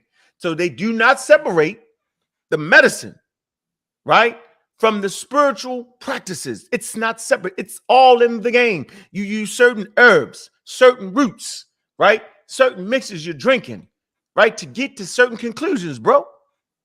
That's the real shit. He give you some YouTube thing he talking about. He ain't talking about the real thing, but yet he says it as if he is. He's flim-flamming, Ron. That's what I'm saying, Ron. And I'm saying, Ron, that Africa has fallen way behind. Sekou lives in Canada. He's playing. Sekou was born and raised in Africa. And if he felt like that was the best measure for his community, he would actually be in his community doing work. He wouldn't come to a bunch of African Americans, bro, right? Feed him a bunch of googly gobbs. We're ready for this. We've heard that before. And he will make it seem as if we're bashing Africa. We're not actually bashing Africa, because I could pull up scientists in Africa. They know this. If they're wanting to change, they want to get back over, they want to gain back their agency, but you can't gain back your agency if you're not on par with the very thing that put you on par. Now, what puts you on par? Understanding the natural world. What tool has human beings created to understand the natural world? It's called science. So Africa is fighting for more science so they can get white people off their motherfucking ass. You're not getting people off your ass until you can match them with science and education and technology, bro. You will always get fooled. That's what I'm saying. So Sekou got some Stone Age messages that he's promoting, which is foolery, bro. It's not going to work. You know why it's not going to work? Because Sekou don't believe it can work. Because if he believed it could work, he'd be right there over his grandmama house, walking his ass outside and being with the people saying that. No, he's in the world that was created by science. Don't get me started. And he's enjoying himself. Medical insurance, all these things he is afforded because of science at high levels. This is where he parked his ass at. So niggas can be mad at me all they want. I'm not listening to y'all. I'm paying none of any mind. He's tricking you. He's flamming you. I've never said that Africans can't practice their spirituality. I've never said that. What I said was it has to be separate. And he argued that. There has to be a clear dichotomy, bro. Clear. Oh, no, you don't. We can do it. Shut up, nigga. We can't do it. Humans have proven that they can't do it at the same time because they do shit like this. Watch this, yo. I'm going to listen to my eyes talk. Maybe when I would say the people that still living like 100 guys like that because they have to. You know what I'm saying? Like us, we live in a different society. We do that type of stuff and go out in nature and shit like that for vacation. That's vacation. You know what I'm saying? You trying to turn a vacation to a lifestyle. You know what I'm saying? But I think maybe I'm misunderstanding Sekou on a certain level, because what I understand what I understand him to say is that in order for Africans all over the world to unite, it should be united under some African spirituality. And I don't necessarily agree with that. Say it again. Say it again. He said Africans all over the world should unite culturally under some African spirituality. Stop right there. Think But about it. But only stop right there. Yo, stop right there. Mm-hmm.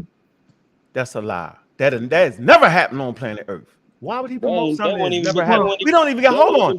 Hey, Ron, listen. Keep your thought, Ron. But Ron, you could never show us in the history of humanity where that has ever occurred. So now he wants us to do something that has never occurred, bro.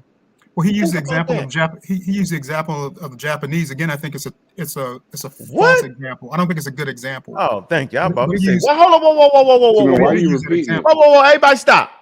I refuse to allow you to enter the word Japanese in this motherfucker, because we not talking about Japanese. But he did it. Even if they could do it, we talking about African spirituality. See what I'm saying? But he used it as example. He's a bad example, bro. You can't. It ain't even bad. You can't use it. Rome couldn't even do it, yo. Yeah, Even though they created Christianity, Rome couldn't even do it because we had so many different versions and sects after they tried to unite the shit. Hey Ron, let me ask you a question. Don't ask him a question. I'm reading. I just one question, huh? Nope, because you're a hell of a questioner. Nope, I'm gonna let you get out of that. No, sir. I don't know. All right, so then let me say this. No question. Nope, I'm going on page 61. Okay, good. War on science. It says the science-friendly Protestant perspective that one could establish law and understand God's will by studying nature, because that's what the Protestant and Christians were saying. And over time, right, aggregatingly and refining a body of knowledge that bond even the king. Watch this. So these Protestant Christians was promoting science. And they say, because this is God's law. But watch this. It said, stood in stark contrast to the position taken by the Roman Catholic Church when in 1633, church authorities denied the validity of the astronomical science and indicted Galileo for heresy for simply describing what he found by observing nature through a damn telescope, yo. So it's always that spot when they in that position, yo, where you go too far for them, yo, and they lock your ass up. That's what's wild to me. So at a certain point, as we practice African spirituality, there's going to be a spot they're going to start locking us up. But it doesn't have to be. Get this shit out the way. You got to get it out the way. And guess who got it out the way, though? Guess who got it out the way? Who got it out of the way? Who got it out of the way? Look, here you go. Look. They're going bullshitting. You better study them like they fucking studied you. We keep trying to tell you. Keep trying to say, yo, we got to study to study.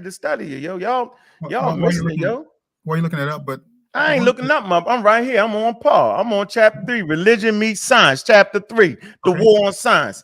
It says, contrary to what many fundamentalists, politicians, and televangelists have claimed, America was not founded as a Christian nation. See, y'all swore it was. It say the land was initially settled by Puritans, but the country was founded on the principles of science. Yeah, secularism. That's in The God Delusion, Richard Dawkins. Hold on. Something the Puritans valued greatly. The fact, 150 years after the Pilgrims arrived, the founding fathers took great pains to expunge religious thinking. Get that shit out of here, like I'm doing. See, I'm doing the same thing. I'm trying to get the religious thinking out the community because the community claims to be based off of non-religious thinking. See, that's the lie. The conscious community, yo, we getting away from God. Islam, we're not doing the white man's religion. Remember all that? I'm holding you to it, but you don't want me to hold you to it. Watch this. Expunge religious thinking from the writings that laid the legal and philosophical foundation for the country they wish to form, beginning with the Declaration of Independence. I'm going to stop right there and pick up reading. And then I'm going to let Anthony go, then I'm going to let Browsy go. Because Anthony was on here. Go ahead, Ron. I'm just saying that I think what you're talking about now is a separation of church and state. But we're talking about religion and science, not church and state. No, There's a difference. So what are we trying to form? What is Sekou fucking trying to form then? Yeah, he's saying, again, I think I'm saying this right. He's saying that sciences should have primacy. There should be primary science, but in order for us to that's a lie. To become a nation, don't say become a nation, we need. He's saying that using ancient African spirituality would bring us together as a people. Which again, I disagree with that, but I can understand his argument. I disagree with it just in general principle because I think it's not practical. But that's what never was practical. Give me an example of it, yo. What's that? Right, you have no ancient examples of any of that. Not in Egypt. Egypt couldn't do it. Well, that's why he used evil Japan. Spirits, huh? Yeah, I think he would admit that it has not been done. Or okay. No, he wouldn't admit that, nigga. Because that means he lost. Well, he used Japan, I think, as the example, right? What about Japan? He's saying that they are some of the top technological people in the world, scientists in the world. It's China. Well, but he used Japan. He shouldn't have. But it's okay though. Just for his example, he's saying that they also had a very technological society, but also their religious beliefs. They coalesce around their religious beliefs, whether that's Shintoism or Taoism or whatever religion they practice. I'm not an expert on that, but he's Japan saying that got bombed out. Japan don't even got a standing army. Japan got bombed out. Japan don't even got guns in their country because of that. Like, all right, what are we saying? No, they're not the most technological nation on earth. No, they're not. What are we saying here? And hold on. Hey, Ron, we got to be real. We cannot have these philosophical conversations, yo. First of all, African Americans don't know where the fuck they come from. Excuse my language. We just know the damn continent and maybe the area, yo. Let's be real, yo. We don't know our damn ancestors in Africa like we think we do. Nobody's willing to accept the truth, yo. Most people think they fucking Egyptians, Ron. Yeah. Right, that's ridiculous. Ron, this man thinks he's an Egyptian, yo. He's from Africa. Muslim last week. Ain't figured out African systems, but promoting us to figure out some. What are we talking about? When the very place he's talking about is on my side, bro. Yeah, I just want you to know that the young brothers and sisters is on my side. I talk to them. They be like, get that nigga. We not forgetting who we are, but we need science and technology and education here so we can feed ourselves, which is essential, so we can clothe ourselves, which is essential, so we can protect ourselves and have our own responsibilities. We don't need France to do it. We don't need China to do it. We don't need Russia to do it. We want to be able to do it. And we only can do it through science and innovation, having some wild-ass Stone Age religion that don't nobody really mess with at high levels. Don't make no sense, yo. And for the life of me, I could not understand why people couldn't see that. But he's not even living on a continent, Ron. Right, but he's living in Canada, bro. Not to say that he can't fight for Africa from his seat on YouTube in Canada, but I'm saying, bro, what are we talking about? Are we talking about advancing the healthcare system in Africa? Are we talking about advancing the infrastructure in Africa? Are we talking about allowing continental Africans to have the ability to build their own infrastructure so they can trade within Africa? But I think that's what I'm talking about. But I think he would acknowledge that there are social and structural problems in Africa right now, as they are within a lot of Black communities in the diaspora. But he's saying that as a vision, as an idea, as a vision, then we should be the best in science and technology and mathematics. No, why can't he? So then why, if he's advocating that, my nigga, then why is he advocating pseudonisms? The nigga lied on science. The nigga made us some shit. So he's not even doing what he's saying. Get that. The white man don't know where matter come from. So he uses the white man don't understand where matter come from, which is ridiculous. Science don't know which is a ridiculous statement, right? So he's really not a science advocate, bro. Science advocates or those or whatever the hell they tried to say I was, understand how the basic geological principles work, yo. They understand enough of the Big Bang to know that that's when matter was created. So he's not even doing what he's claiming. He's faking y'all out. Think about that, dog. I came into the debate talking about the tradition, talking about medicine. This nigga ain't know nothing about that. He thought Egyptian spirituality was Egypt. But I think he was talking about the cosmological discussion. What about the wrong shit? Because it's wrong. What about the cosmological wrong as hell shit coming from Egypt? What about that? I beat a Sahotep on that. Do I got to play the video? I beat the brakes off on with that corny ass shit. The Egyptians knew the Big Bang. Ain't no damn Big Bang. Nobody knew the damn Big Bang. They lying to y'all. They see, that's why we had the conversation of skipping steps. See that? See, that's why I set this up like that, Ron, because I had a feeling you was going to call, and I was ready for you. You my man, though, yo. See, now this shit is starting to play out the way it's supposed to play out. Now we start to see how crazy this shit was. I have never said that you can't practice your own whatever. What I'm saying is you would have at least reached the level of sophistication where you don't mix it in. Wait a minute, wait a minute, nigga.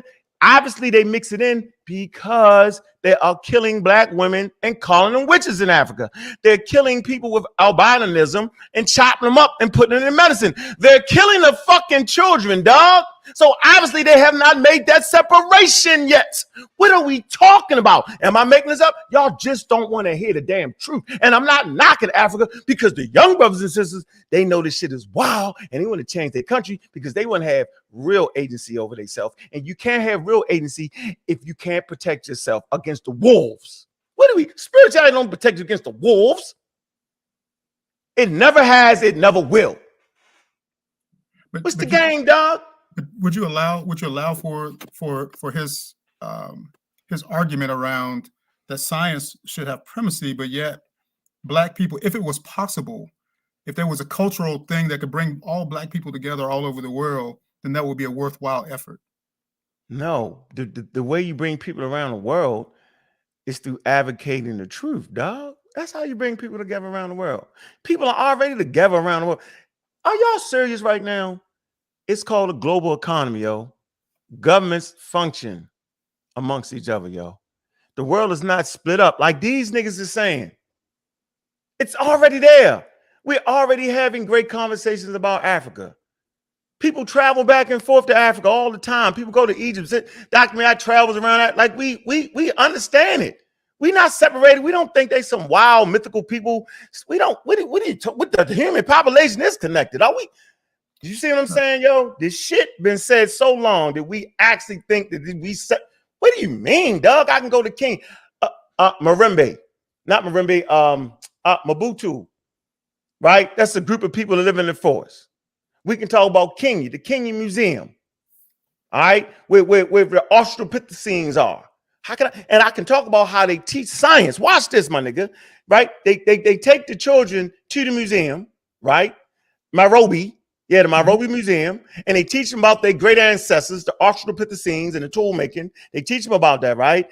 And they talk about, each tribe, clan traditions. That's all I'm talking about. And they already doing it. But how do I know? If we so damn separate from Africa, how would I know that? No, because of informational technology.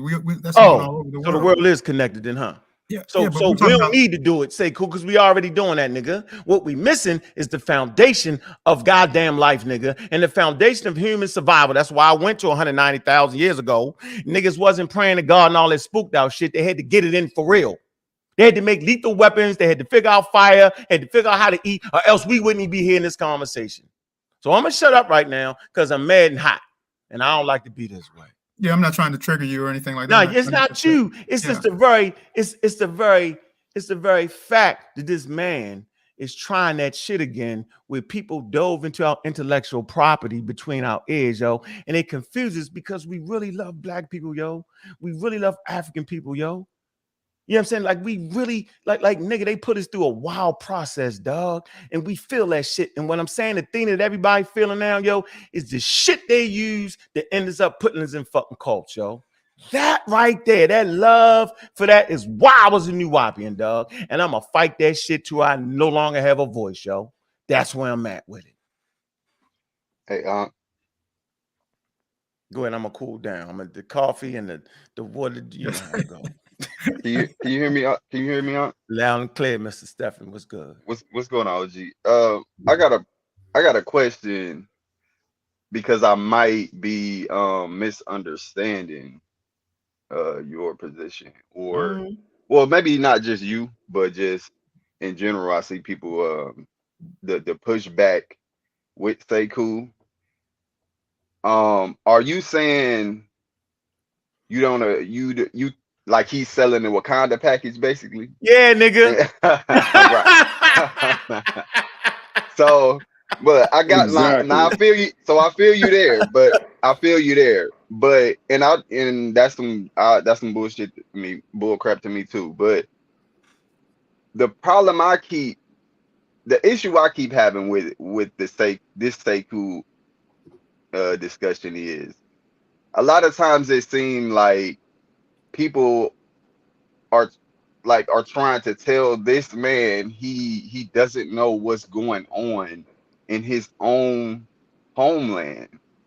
And to me that's wild. Like that's just not gonna never make sense to me if you sitting here trying to tell me this man born and raised in Africa, still got family in Africa, friends in Africa, way more boots on the ground than we will ever be.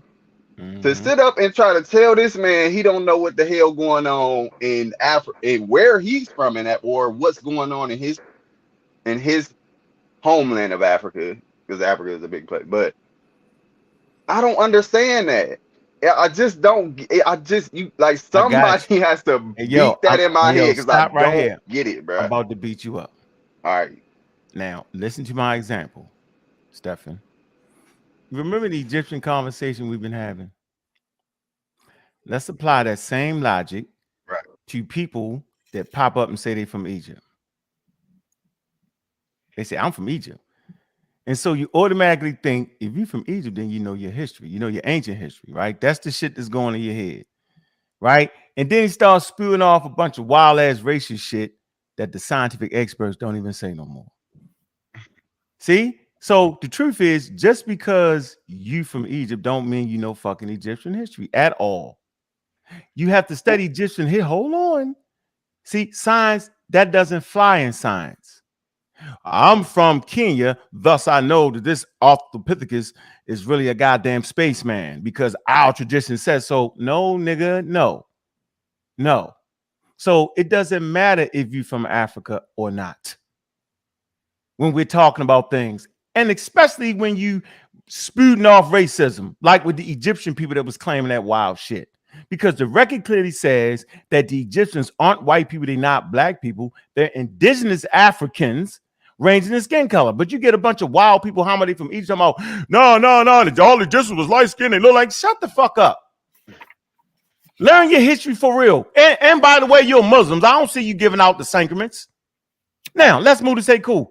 Dude, Sekou came with the 1960 package, yo. He didn't come with the brand new Africans fighting for science. They don't even talk about their spirituality. Yo, you know, I showed the record. Yo, don't make me do it, yo.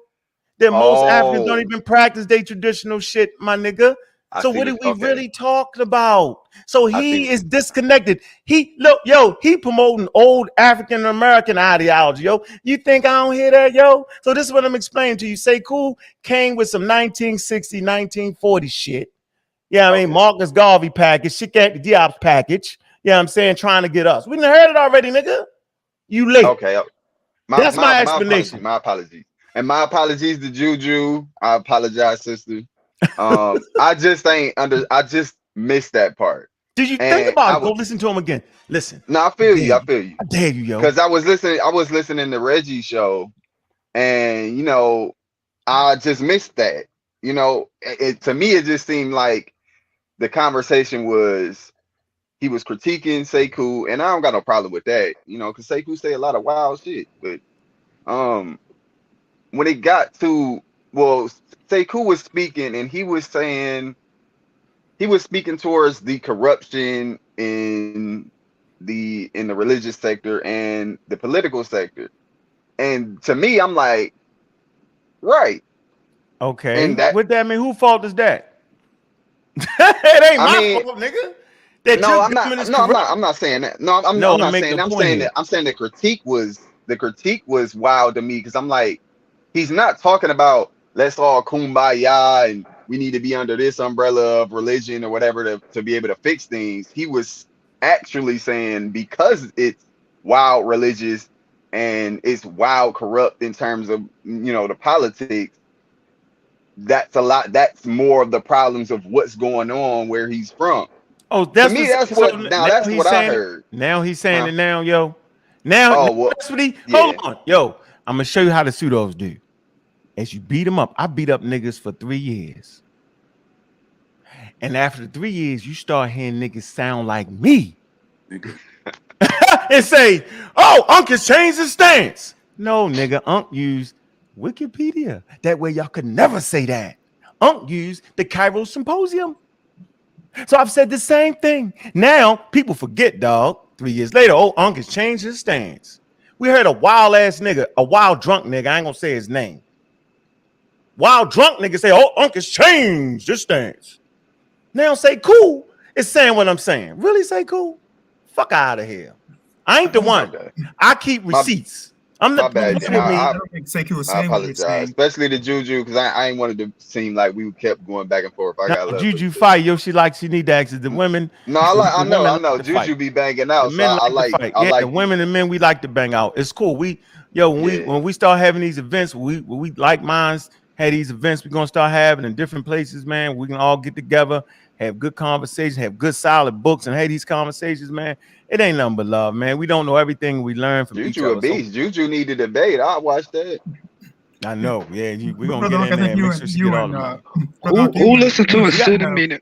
No, man, you're not diving in like that, man. We got Sean, a Go ahead. Shadow Band. Did I say Shadow Band? Did I say that right? You've been patient, bro. I can't be as patient. Y'all been jumped in like Stephen skipped you. Stephen skipped you. What it is, man. What it is. My bad. My bad. Nah, you My good. bad. You jumped in. You My jumped bad, in. everybody. My bad. Nah, My you bad. straight. Nah, I appreciate the conversation. I hope that I hope you get one. He came like Marcus Garvey, yo. African for the African. The nigga ain't never. Hey, yo, you know Garvey never went to Africa, right? How does that make sense, yo? It don't make no sense.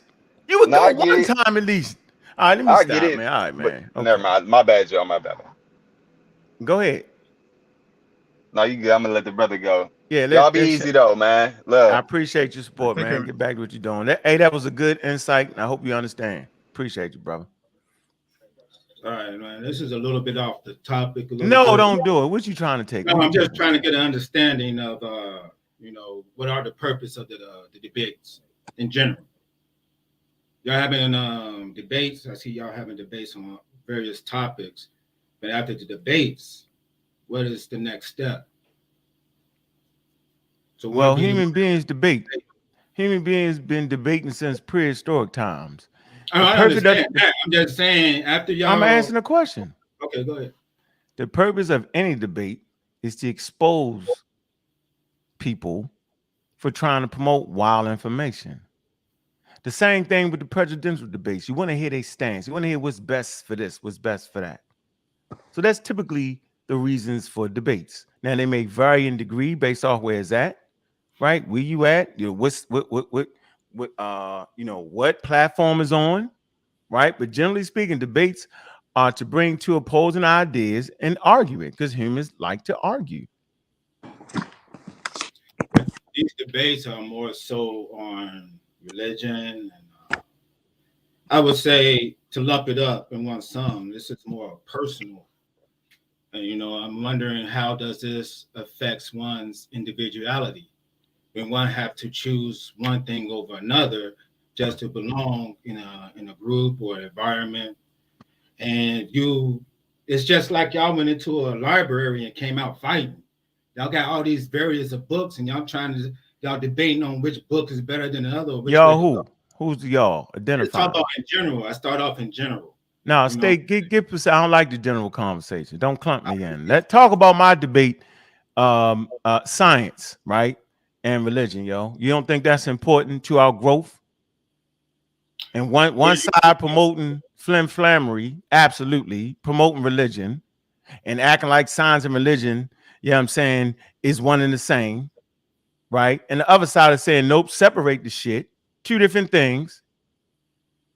I'm looking at the world history. I just gave you 174,000 years ago where proto-science took over, or else we wouldn't even be on this phone. So I'm promoting the growth and development of the black community. That's what I'm promoting. No, I thought the argument was science versus African spirituality versus science. Right. So which one would you pick? Well, I have to first understand what's no. Without you understanding anything, before you just which would you pick first? Without understanding nothing, African spirituality versus science. What would you think would help you if I'm kicking your fucking door in with a gun? First of all, I wouldn't even choose between the two. I would subject myself. I would take both. First of all, spirituality, spirituality in me. I'm gonna do it. I can't do it with you, yo. Make me want to fight.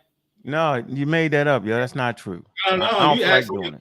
I'm trying to. No, but spirituality don't make you want to fight, yo. It's fight or flight responses that are biological, yo. I asked you the question. Did you hear what I just said? It's called fight or flight responses, which are biological based off of the evolutionary process on whether you in particular would fight. And then if you want to fight, if you're prepared through having some type of weapon.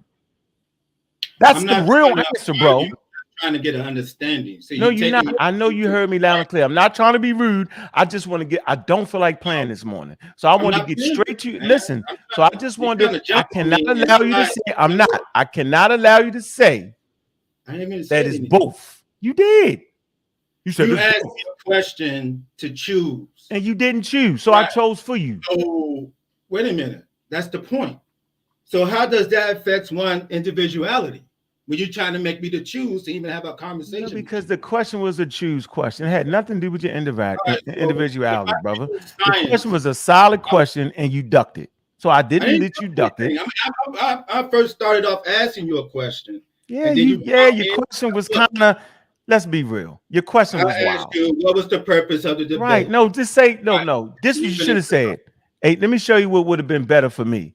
Nigga, I don't agree with them wild ass debates. It don't make no sense for our community. Then I say, okay, I see where you at. But you came in sliding. You came in the back door. You know how you feel about it, yo. Just say how you feel. And I can have a better conversation with you. When you try to slide me in and work me to it, y'all be like, you flim. I just got you first, yo. You ain't get me nowhere. I ain't trying to come in here confront you or try to slide in. I'm just coming in. Do you agree with debates? Do you agree with the debates in the conscious community? Do I agree with? I haven't even seen all the debates. I'm new in this community. I'm trying to come in. You've been around for a couple years. I see you all the time, bro. Come on, man. All right, I'm gonna let you talk. Go ahead, bro. I'm gonna let you get it out. Go ahead, bro. Go ahead, Shadow Band. Go ahead. First of all, in general, when you're trying to make someone choose, like you try to do, it's hard to continue in a conversation when somebody doesn't subscribe to anything. So if I come in and I don't see the purpose of these debates, you know what I'm saying, then why am I even having a conversation? Evidently, I do see a purpose in y'all debate, so that's why I'm asking. So I apologize. I was wrong with that statement. Keep going. See how quick I did that? I was wrong. Keep going. All right, so what I'm seeing is my people being divided over these top subjects. So that's why I asked you about individuality. So if somebody as an individual, that's say the word. Say the word again for me. Individuality. Ain't that a separation right there, though? No, because a person could be an individual and be in a group at the same time. Okay. I don't have to believe what you believed in order to be down for a cause. I agree, yo. You know what I'm saying? So you think science is a belief, though? It's not. Science is not a belief, man. Right. Science so then, right? It's not up. It's not up for your personal. It's not a belief. All right, man. Spirituality is the understanding of yourself. All right, man. Spirituality is an inner understanding that you are more than your fleshly body. Period. And then you expand your awareness from that. And that awareness depends on certain perspectives of a person. Religion, in my opinion, robs people of spirituality because it makes them follow these rules, jump through these hoops, and do all types of rituals when you could always do something for yourself, which develops science. Now, science is just a method that you can repeat and produce something. But if you rely on science, then science also becomes a religion. And then your belief in science then becomes pseudo. And because it's only a matter of your perspective.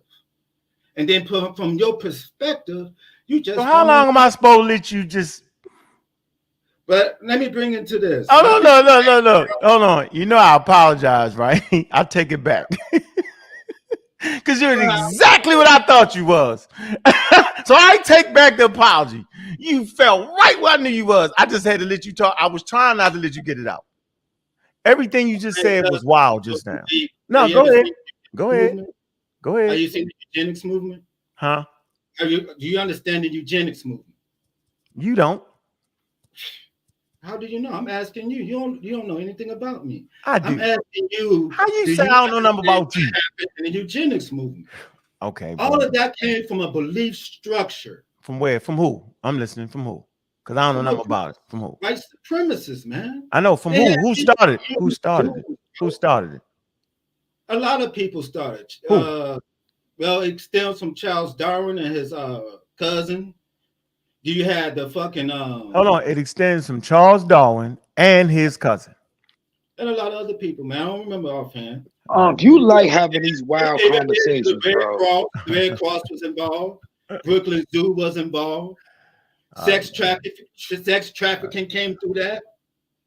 They was experimenting on us. That's how science, boom. And when you go to the education system, no, just look up eugenics. Hey, Shadow Band. Shadow Band, do me a favor. Attack you. I'm just trying to get understanding. Shadow Band, all right. You're not trying to attack me. Shadow Band, listen, do me a favor.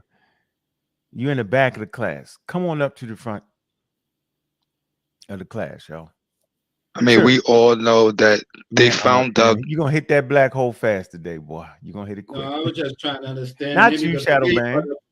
Shadow Band, let's start. Can I get one question? Nope. Let me say this, then you can get your question. Because I got a wild one to deal with. Man, I got Ghana. I'm saving my last little bit of energy for Ghana because I know he's going to come here wild, hot, and wrong. Shadow Band. So listen, you know I like to have fun on the show. Speed it up a little bit. We having fun. Don't take the shit personal, yo. All right, I already know there's some shit that all of us don't know. But I specialize in understanding, you know, like just science, how it works, you know what I mean? So I'm gonna get you with that shit. So what I want to tell you is your understanding of eugenics from the onset is wrong. Charles Darwin ain't had nothing to do with that, yo. As a matter of fact, Charles Darwin theory of evolution is in opposition of eugenics. How do I know? Because Charles Darwin's second cousin, his name was Galton. His name was Galton. He read Charles Darwin's work and misinterpreted. And Charles Darwin said, that's not what I was saying. You're wrong. I don't agree with your interpretation of my work. I just want you to know that. So yes, Galton did play this whole wild game. It was a pseudoscience at the time. It was wrong. We all agree with that. It was wild. And people mess that up all the time. Trust me. So we can agree it was pseudoscientific. So you can't blame that on the scientific community. You got to blame it on people misrepresenting science. But science got it right. You just said it was pseudo, so that means it became a belief. No, that's not what pseudo. That's not what it means. That's not what it means. Pseudoscience means looks like science, claims to be scientific, but not. That's what pseudoscience is, yo. Because it became a belief structure. No, man, science is not a belief. Do we have to argue about this? Science is not a belief, yo. I didn't say it. You said you did. You said it becomes a belief. You lean on one perspective, it becomes a belief. You cannot have it never becomes a belief. Science. I'm talking about the eugenics movement is an example. What I'm trying to present. No, eugenics movement is an example of pseudoscience. But you just said it was pseudo, right? It's pseudo based on a belief. Eugenics is pseudo scientific. Right. So what is pseudo? Pseudo scientific is something that presumes itself to be scientific, but does not adhere to the scientific method. It's bullshit, not a belief structure. No, man. If I could make everybody believe that this is the way regardless of what it is, I'm not and it's not, then it comes up under a belief. I'm not doing it, bro. Whether it's science, Not religion, doing it, yo. or No, I'm not whatever. doing this with you. Here, we're gonna stop this. We're gonna stop running around like we ain't got no sense. Let's bring up a tool. Nope, nope, nope, nope, nope, nope, nope, nope. I ain't answering nothing yet. I want to get this right first. Pseudoscience. Pseudoscience consists of statements, beliefs, or practices that claim to be both scientific and factual, but are incompatible with the scientific method. That's it, bro. That's it. So that's it. The belief is that white is supremacist over everybody. Stop. Let's deal with the word. Nope. Nope. Yo, you in the front of the class. You're in the front of the class. Hold on. You're in the front of the class. You're at the front of the class. And we're talking about a word. Hold on, bro. We're talking about one word right now. I don't even want to. I want you to understand this one word right now. I refuse to go forward until you understand this one word. Now, if you don't want to understand, you're trying to make me believe what you want. You're trying to make me believe what you want to believe, right? I just read it right there. Didn't I just say there's a belief? Go ahead and read it. Go ahead and read that first line. Go ahead and read it. Go ahead and read it, bro. Go ahead and read it. I already know what pseudoscience. No, read it. Go ahead and read it though. The word all the time. Please. No, go ahead and read it. I don't need to read. Okay, I'm gonna read it for you. I'm gonna read it for you. You just read it. I'm gonna read it one more time because you're talking like you didn't know what I just said. Pseudoscience consists of statements. Pseudoscience, though, consists of statements, beliefs, pseudoscience, though, or practices that claim to be scientific and factual, but are incompatible with the scientific method. So now we can further this conversation. So hold on. So if pseudoscience is based in beliefs and practices, right, then science is actually not. So stop saying that science is a belief because science is not a belief. I didn't say it was. So what did you say? I said you said it becomes a religion. I heard you, bro. Man, okay then. So right, so religion is beliefs. Why are we arguing over something we agree about? Man, you flamming right now. I just told you if you lean on one perspective, it becomes a belief. No, what perspective? Right, that's what I'm saying. Yo, I'm saying your statement is not a real statement. Go ahead, Bron. Go ahead, Bryce. I'm done. Can I speak? I want to speak to something that I'm done. That he's saying right now, because one of the things I do know, Shadow Band, there's no disrespect to you. Just if you allow me to let me finish, don't cut me off. I just want to tell you something. All right, I already know that at the end of our conversation, you're not going to believe. I'm not going to change your belief. You're not going to change mine. But you said something that say why people debate. There's a reason why people debate that is so important that a lot of people don't understand. They did a study. This is across. You can search it yourself. They did a study. With the COVID vaccines, as far as when they're talking about it's a conspiracy and it's a hoax and all of this, that, and the other. When they were talking about how it was a conspiracy and how it was a hoax, do you know that they tracked 70% of all the shares on social media, YouTube, Facebook, Instagram? They tracked all of it to 12 people. 12. Mm-hmm. They tracked 80%. So literally all this misinformation was literally tracked back to 12 people. So we have RZA Islam. He's one of them. We have to have these discussions. We have to have these discussions. One, because now we have the internet. And see, people think they're say cool and people like himself. They say, oh, why you talk to him and this, that, and other. And I used to be that way. I used to say, I'm not here to teach. I talk with peers, everybody else you teach. But at the end of the day, you have to have these discussions because misinformation, and I want you to understand what I'm saying. Misinformation is an accident. Disinformation is a lie. So when you out here passing out disinformation, if you just are misinformed, then I just assume you don't know yet. Maybe there's a chance you'll learn as you grow. But when you are purposefully passing out disinformation, that means you're lying. Because when I listen to somebody like Sekou, I say things like, I wonder why, when you say things, or other people like even Ron Burkin, when they say things, I sit back and I say, I wonder why they believe what it is they believe. But then I go back and I say to somebody like Sekou, why is it that you want them people to believe what they believe? And then the last step to me is this is all simple stuff. You have to beat somebody like Sekou in the head. You have to beat somebody like his message in the head. Because what happens is he does three things. He creates disinformation. Then he gets on YouTube and all these other sites and TikTok. And then he amplifies the disinformation. And then people start believing it.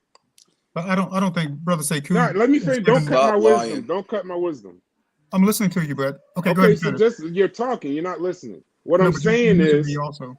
Go ahead. No, I understand. I only mentioned you because I've been waiting for a while out of respect. Okay. So what I'm saying is the reason why you have to speak to him, like the young man said before Shadow Band started talking. He said he listened to Reggie's show the other day. But you know what? When y'all listen, I wonder if y'all actually listening and do you hear.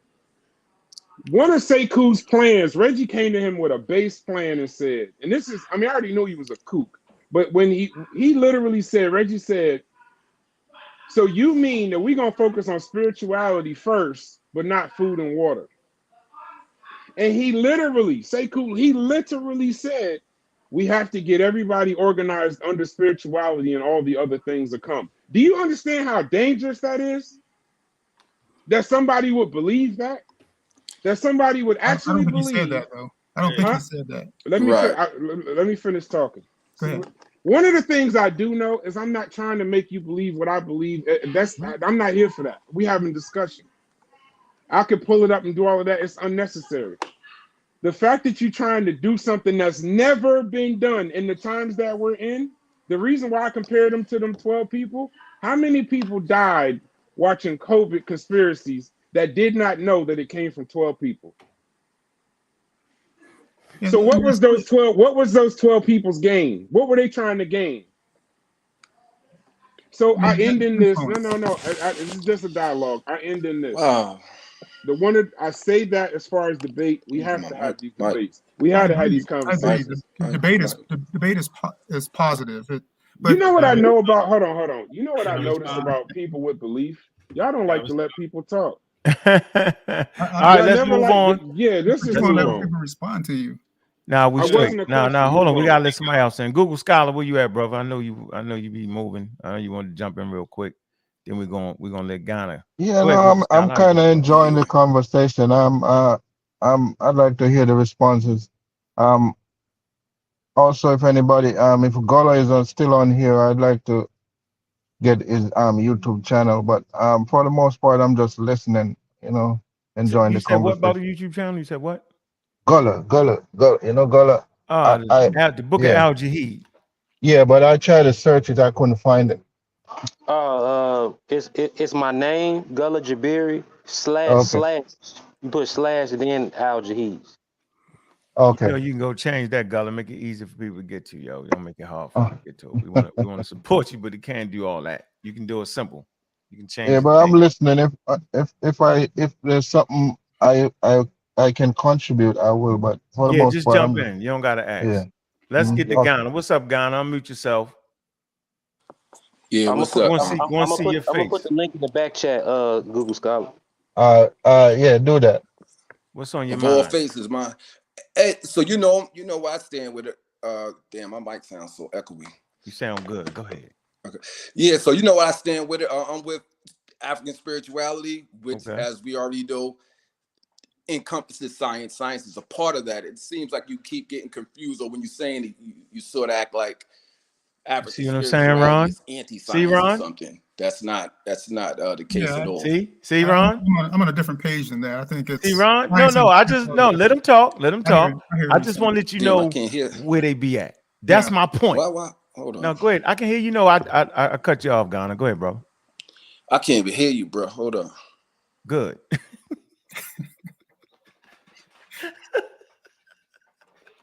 Wait. Hold on. Ghana say that again. No, I ain't say nothing. Can you hear me now, Ghana? Damn, man, I still can't hear you. Ghana don't make no damn sense. He come on the show talking crazy and reckless. The ancestors messed up his mic. but Ron, that's the point I'm trying to make right here, bro. He makes the point, yo. Yeah, you can't mix the two. I think it's the problem. But Sekou is just making an alternative proposal, and I think it's good to have that discussion. You can't You can't. Yeah, I agree. See when you cut, people get discouraged or they get cut off by or turned off when people say, "Oh, that's pseudo." Mm-hmm. I think Sekou has an argument. I don't think it's valid, but he has an argument. Hold up, Brother Brassy keeps saying that. He keeps saying that Sekou is out there. He should be talking. I think Sekou has always said science is primal. That's the primacy. It's the what? That's the primal. That's the what? What? Science. He said science is first, and then spirituality is the thing that binds. Okay, so then why not just say that, yo? And then if that's what he really mean, but he don't really mean that, yo. He don't. I tell you what he doing. Here you go. He's saying that Africans. Watch this example. This is an example. This is what people do to y'all. They'll say, yeah, the Egyptians are African, yo, and then explain everything outside of Africa about the Egyptians. So it confuse your motherfucking ass.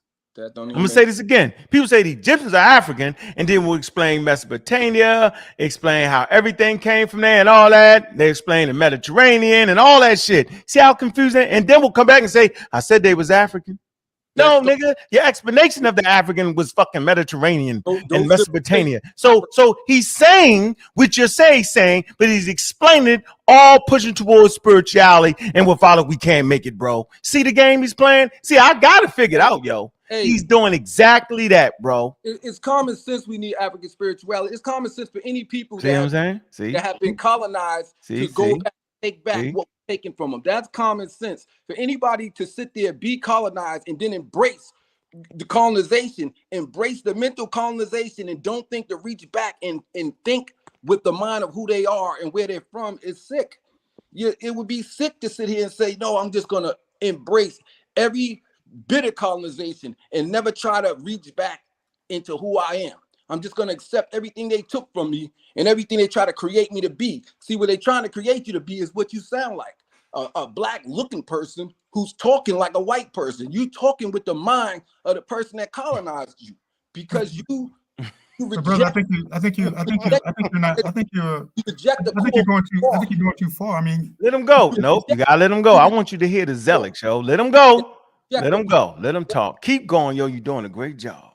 Right. You can call me 3 names. I ain't even mad at you. I want you how you really feel there, Ghana. Go ahead, bro. You don't just have to look at black people, here in the U.S. You can look at black people or any people that have been colonized anywhere in the world, and you will see the answer to their colonization is always going to be the same. It's going to be decolonization. Each group anywhere in the world will tell you that. The top intelligent people of those groups will tell you, of course, you have to reach back and go for what they stole from you. Stop. I want you to freeze right there. Hold on. I like that. Let's see. I don't understand. Hold on. Don't worry about it. Can y'all see the slide? Can y'all see the slide? I think y'all making this personal, man. No, man. All right. Can y'all see the slide? What was taken from you is taken from Hold on, man. Can y'all see the slide? Yes or no? Yes, we can see it. Yeah, we can see the slide. Just the introduction. Watch this. This kill all that shit he just said. No, it doesn't. The significance of cultural identity. No matter where they are from, who they are, their economic circumstances or educational backgrounds. Significant majorities of Black Americans say being Black is extremely or very important to how they think about themselves, with about 3/4, 76% overall saying, watch this. Most Black adults say being Black is very important to how they see themselves. What does that mean? Bro. Ghana, you're gonna hit that black hole. Let me finish. How you can't let me for Ghana, you about to hit the black hole. It's gonna suck you in. You ain't gonna be able to defeat it. Let me finish my point. Let him finish. 54% say it's extremely important without fucking Sekou, without fucking Ghana, without the Pan-African movement, without any of the shit we think we talking about. 54% of Black people think it's very important. Now, very important, 22%. So without any of this shit that y'all talking about, 22% think it's very important. Very important. Now, 14% being Black, bro. Most adults saying being Black is very important to how they see themselves. Now, doesn't mean 14%. with you say it's somewhat important. Look, watch this.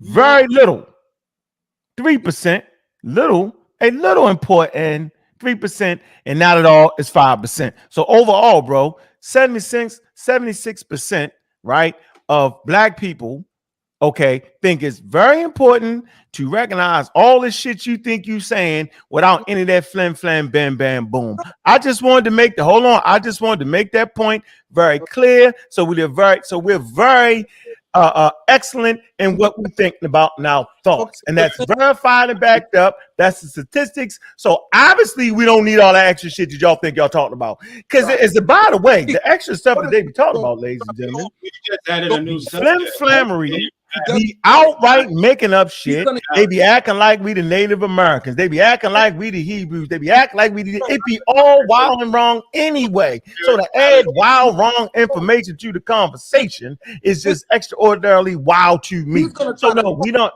You that black hole got him. At the end of the day, ladies and gentlemen, we have been tricked. Based on being black, Can I spirituality and science. Can I finish though, brother?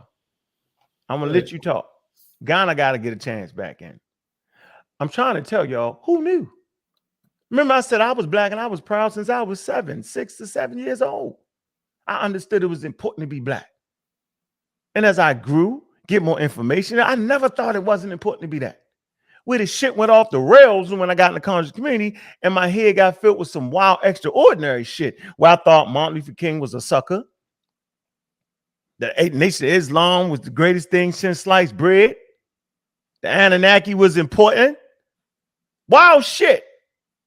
Yeah, but once I got back to the basics, I started to realize that if I really wanted the history, I got to go through anthropology, a field filled of black people.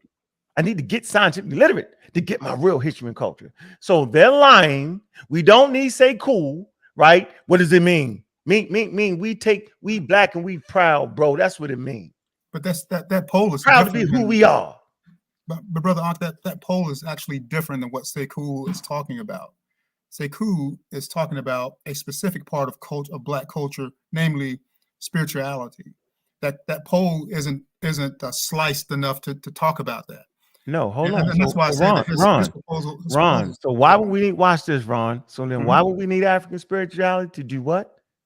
He's saying that black people will coalesce around that. They will become greater around that. I think that's his already coalesce around. Listen, if you know what it means, if you think it's important to be black, then you're gonna coalesce around 76% of the people that think it's important to be black anyway. We understand black culture is broad. Culture is a broad word. Culture. We're talking about in America. We're talking about the African Americans, right? Yeah. Yeah, black culture in America is broad. It means a lot of things. It could be our food. It could be our dance. It could be no. I just want you. We fall under that banner. You know that, right? Like black people, like when it's time to march, we was all out there. My sons, my daughters, black people all came out. When they shot Freddie Gray, we tore down Baltimore, all that. We marched, bro. Listen, black people knew who they was. Did they know that understood we was black? We didn't need the wild say cool package to understand that, yo. That's what I'm trying to say. Like most of the people that was out there marching for Freddie Gray don't know none of these wild conversations we be having. I want y'all to know that. See, y'all overemphasize a very, very minute segment of the community, which is called the conscious community, which is less than 1%, less than 0.1% of the overall 45 million black people. I want y'all to know that we ain't even really bubbling. My job is to stop y'all from miseducating the greater whole. Because it's starting to seep through like the Breakfast Club and all that shit. Like Polite and them. They weasel snake their way through. Like young Pharaoh, you know what I'm saying, was about to speak in front of the press. Like they ease their way through with the wild shit. So my job, yo, is the niggas gonna stop all that. That's my job, to make sure, right, that we educating this real African history, not the flim flam. Let you know where Africa really is. Man, is that black hole is real? So you get my point, though? You get what I'm wanting to say, Ron? Maybe I'm not. No, I do understand your point. My point, though, is that the discussion, the debate that you and Brother Sekou had, I think it was very important. I think we can have those type of debates because they give us a choice. It gives us a chance to choose which one. And then you make your argument he makes his argument, and then people, through observing and then trying to reason about what you guys are saying, they get a chance to pick. I mean, I frankly think that Sekou's argument is weaker because I think that it's not practical. Right. But I think he makes an argument that people can listen to and they can make up their own mind. I agree. I'm not knocking that. But I think it comes across so that you're through when you start saying things like pseudo and this and those type of words. I think what the word mean though, yo? I mean that is a it's not none of that, yo. It's not, yo. That stops the debate. That actually stops the debate when you start. Pseudo is it can be a very it's not, yo. It's a word that can stop debate because it can be very inflammatory and taken very personal. Why? I think that I don't understand all that. I think it's a good word, yo. I don't think that Sekou was making a pseudo argument. I think he was making an argument. Yo. I think he was making an argument from a perspective of what he thought could bring people together. No, that's not why I called him a pseudo. Yeah, I called him a pseudo when you were saying the white man science don't know the origin of matter. You're wrong, nigga. You're lying. That's not the truth. They understand the Big Bang, bro, and how matter came into being. They understand pop one stars, first generation stars, second generation stars. They understand when the first elements was produced. They understand that hydrogen and helium and lithium is the most abundant elements. They understand that, bro. All these things make up matter. Like so you pseudo with that, bro. That's my point. You're making statements that are inconsistent with the science that has been discovered and understood, right? So you practicing wildness right now. You pseudo with those statements because that's a lie. That's an incorrect statement, though, Ron. This man said it the whole debate. I just ignored him, yo. I didn't feel like running down that rabbit hole with him. That's not true. So he's not even advocating science for real. He's just talking to science. Because if you're a science advocate, right, or you're promoting scientific literacy, right, then you're not gonna say you're gonna have a basic understanding of those things. You have a basic understanding of biology, a basic understanding of geography when you're having conversations. That's all I'm saying. I understand what you're saying, but I'm saying that the brother Sekou could have a very strong understanding of the sciences and still say that from a cosmological, if you talk about cosmology. Yes, I agree with that. Nope, I agree with that statement. You're right. Then that means that he really means what he's saying then. See? But the fact that he doesn't, like I'm not gonna promote science and say, yo, evolution ain't real. You be like, no. It's confusing. It's confusing, yo. So he's advocating something that he don't even understand. So really, he's saying. So maybe if he got enough after getting beat up to say, yeah, science is premortal. It's first, right? Mm-hmm. Suppose he really understood it, then he would say, you know what? Human beings need science and technology, right? Human beings want spirituality. There's two different things between your wants and your needs, yo. You just got to put them in the right category. And I think that's really I think that's really the argument. To me, that's the basic debate between you guys. You say that spirituality is not needed. Right. You both agree. You both, if you drew the Venn diagram, you had the two circles, you would overlap on the part about science and technology. Where you would disagree is on whether there would be a need for spirituality or not. He's saying there is a need for spirituality. You're saying no. Let's get it correct. African spirituality. Yeah, that's what I'm talking about. African. So spirituality. Now people could be Christians. Yeah. And black people could be Christians and be fine. It's obvious. You know how long we've been living without African spirituality? We're fine in America. Like with some of the richest black people on planet Earth. And it ain't through African spirituality. Cares about money. It's not about money. That's the problem. That's why you got that nice chain on your neck. That's what I mean about the right. That's why you got the nice chain. Did you steal that chain? Sir, did you steal that chain? You know what I mean? Like Ghana, did you steal that chain? Yes or no? I said no. Did you steal your chain? No, man. I paid for it. Did you pay for yours? And don't talk around it. I'm not talking around. I'm saying, did you pay for your chain or did you just steal it like a bandit? Let the people hear it. Don't be scared. Man, you wild as hell, man. You know what I'm Hey. We don't need no money. We just steal our chains. You better stop stealing them chains, yo. Then coming on YouTube, stealing chains. Let me ask you my question, Bob. All right, go ahead, Shadow Bang. My example of science and spirituality falls on this one premise. All right, go ahead. Egypt. Huh? Egypt. What about science and spirituality? They had gods, sacrifices, and nobody in the realm of science right now can make them damn pyramids. Where do the Greeks get their science from? Did not the Egyptians have spirituality? All right, let's see. All they shit was pseudo, right? So how do you think they made the pyramids? How do you think they made them? You think they levitated them up in the air, or you think that? Brother Shadowban, how do you think they made the pyramids? Science. Science, right? They had some technology to do it, right? Oh, technology. But that was they also had spirituality. Why would you say that spirituality mixed with science made the pyramids? Why couldn't it be science? I'm trying to understand, Brother Shadowban. I'm trying to understand your point, though. I'm trying to understand your point. They were that powerful, and modern man cannot do what they have done. Look at all we shooting people in outer space, and we still can't make the pyramids. But you think they can shoot people? Why do you think they can't make the pyramid? You think they could have sent people out of space? You know what I'm saying? Why divide yourself? You said we can't make pyramids now? Brother Shadow, you think the Egyptians could have sent people to outer space? What it would matter? I'm asking him a question. He's making a false argument here. He's making a false argument. He's throwing up a Hail Mary. All right, let's take a look at the screen. Hold on. I want to take a look at the screen. Look, this will settle it. Look, it says science. Y'all off the chain, man. I know. Hold on. We show. Look, just watch this. Come on, you at the front of the class, yo. You know you can talk in the back of the class. The teacher won't catch you, but if you're in the front of the class, you gotta be quiet, and you get to learn more. So look, watch this. The history.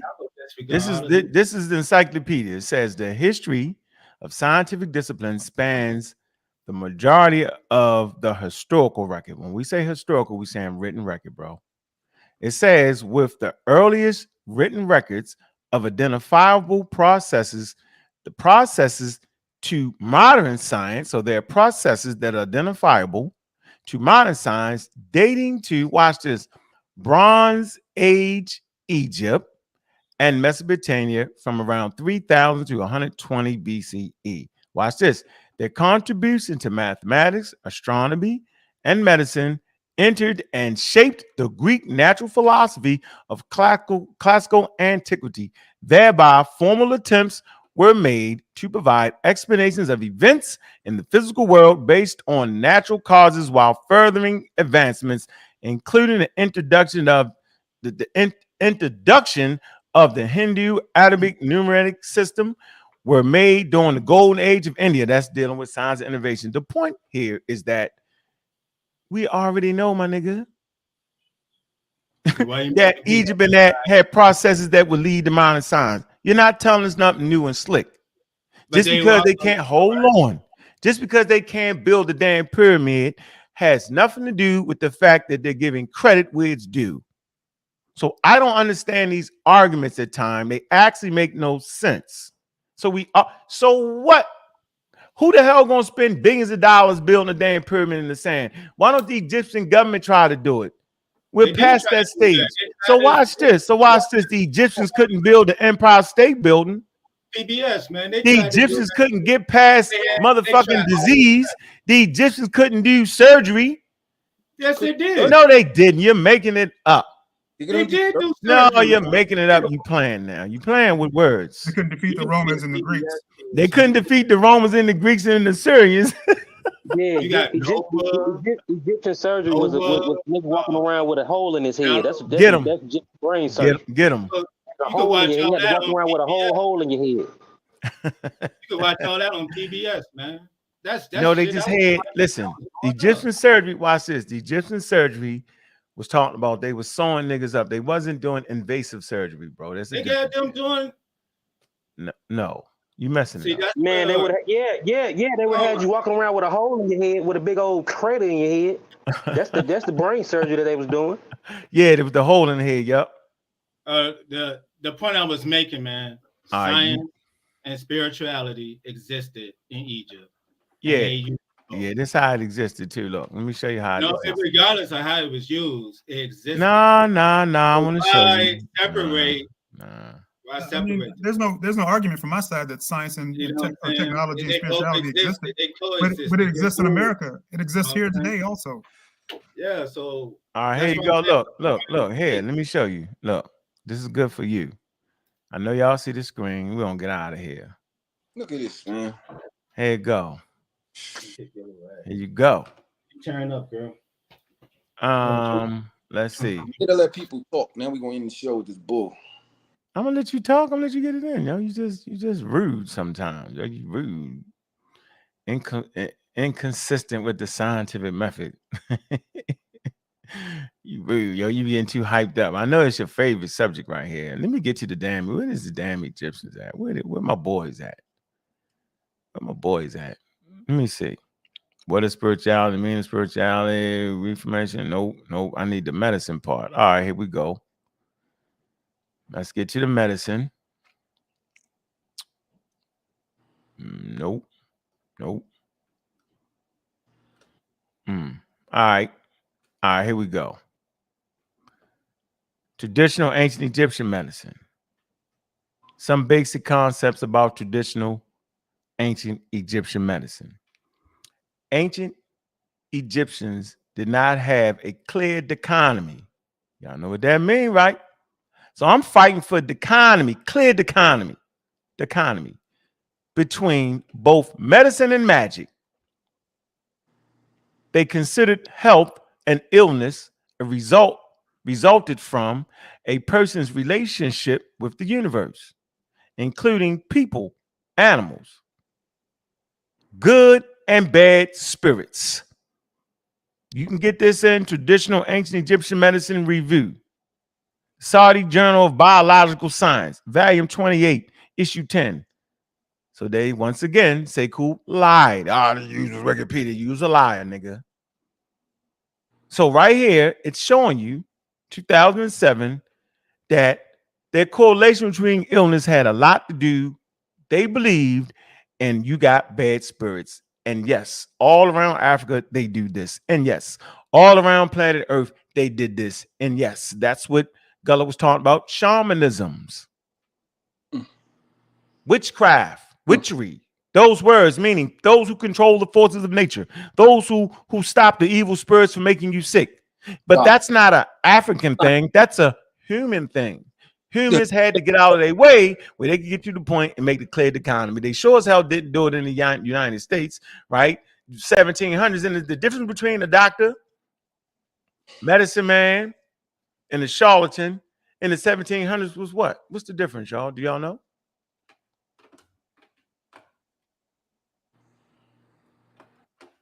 There wasn't no difference.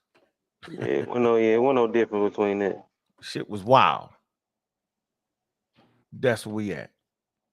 So yeah, we had a long ass show, man. Hit the Cash App, man. Let me shout out to the supporters, man. Hit the Cash App early and often, man. Y'all know that's important, man. Let me see.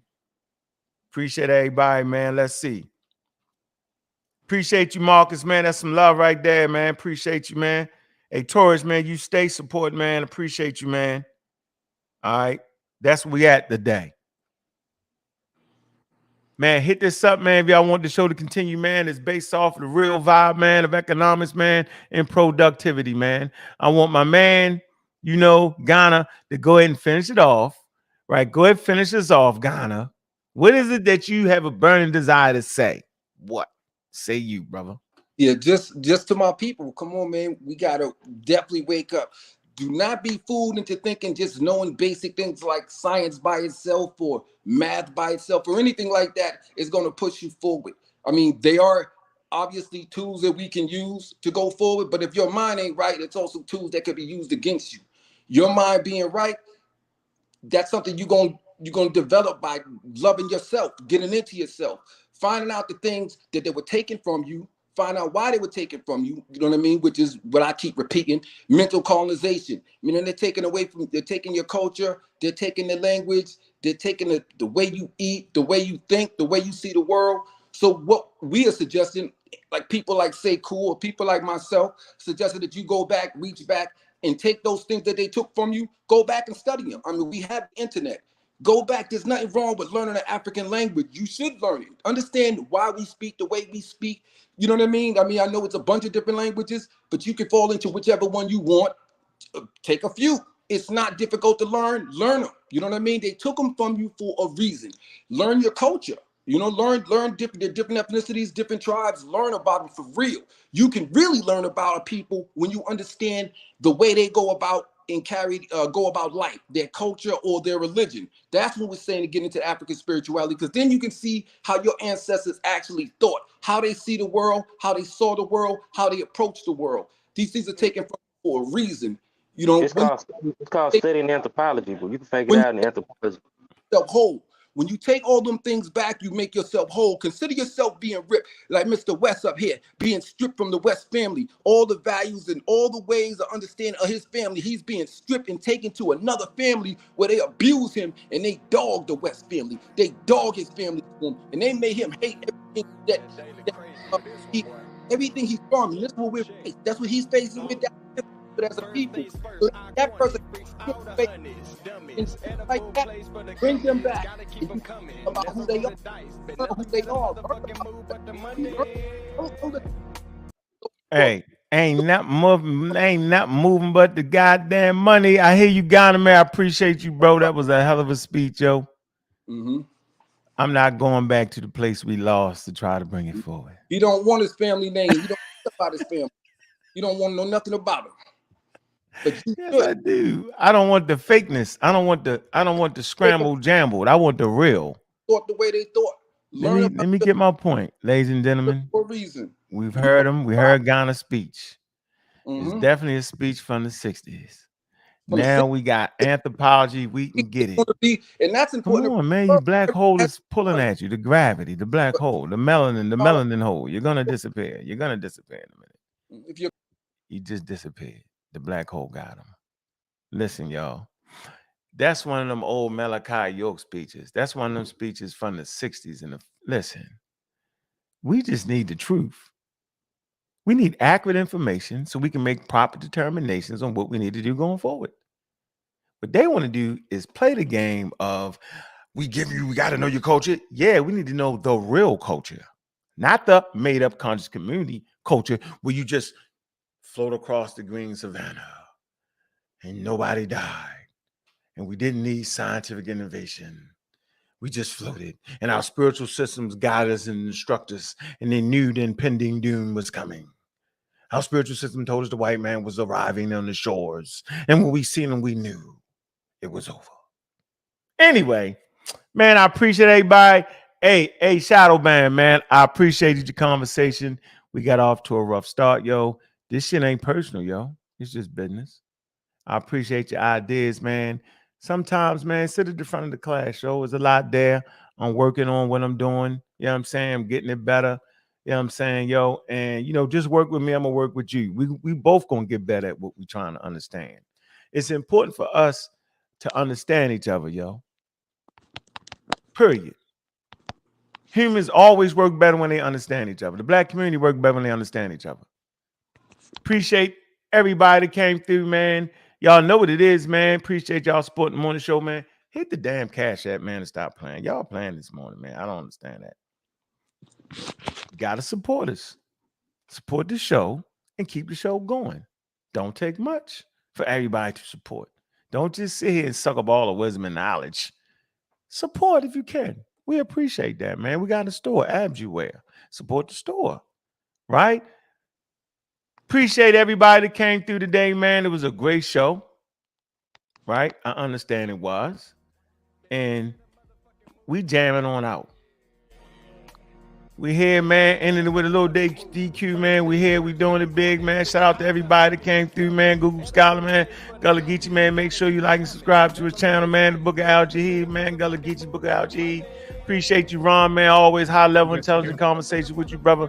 We appreciate everybody in the chat, man. Everybody, a lot of stars came out tonight. Brass, appreciate you, man. See you in the server, man.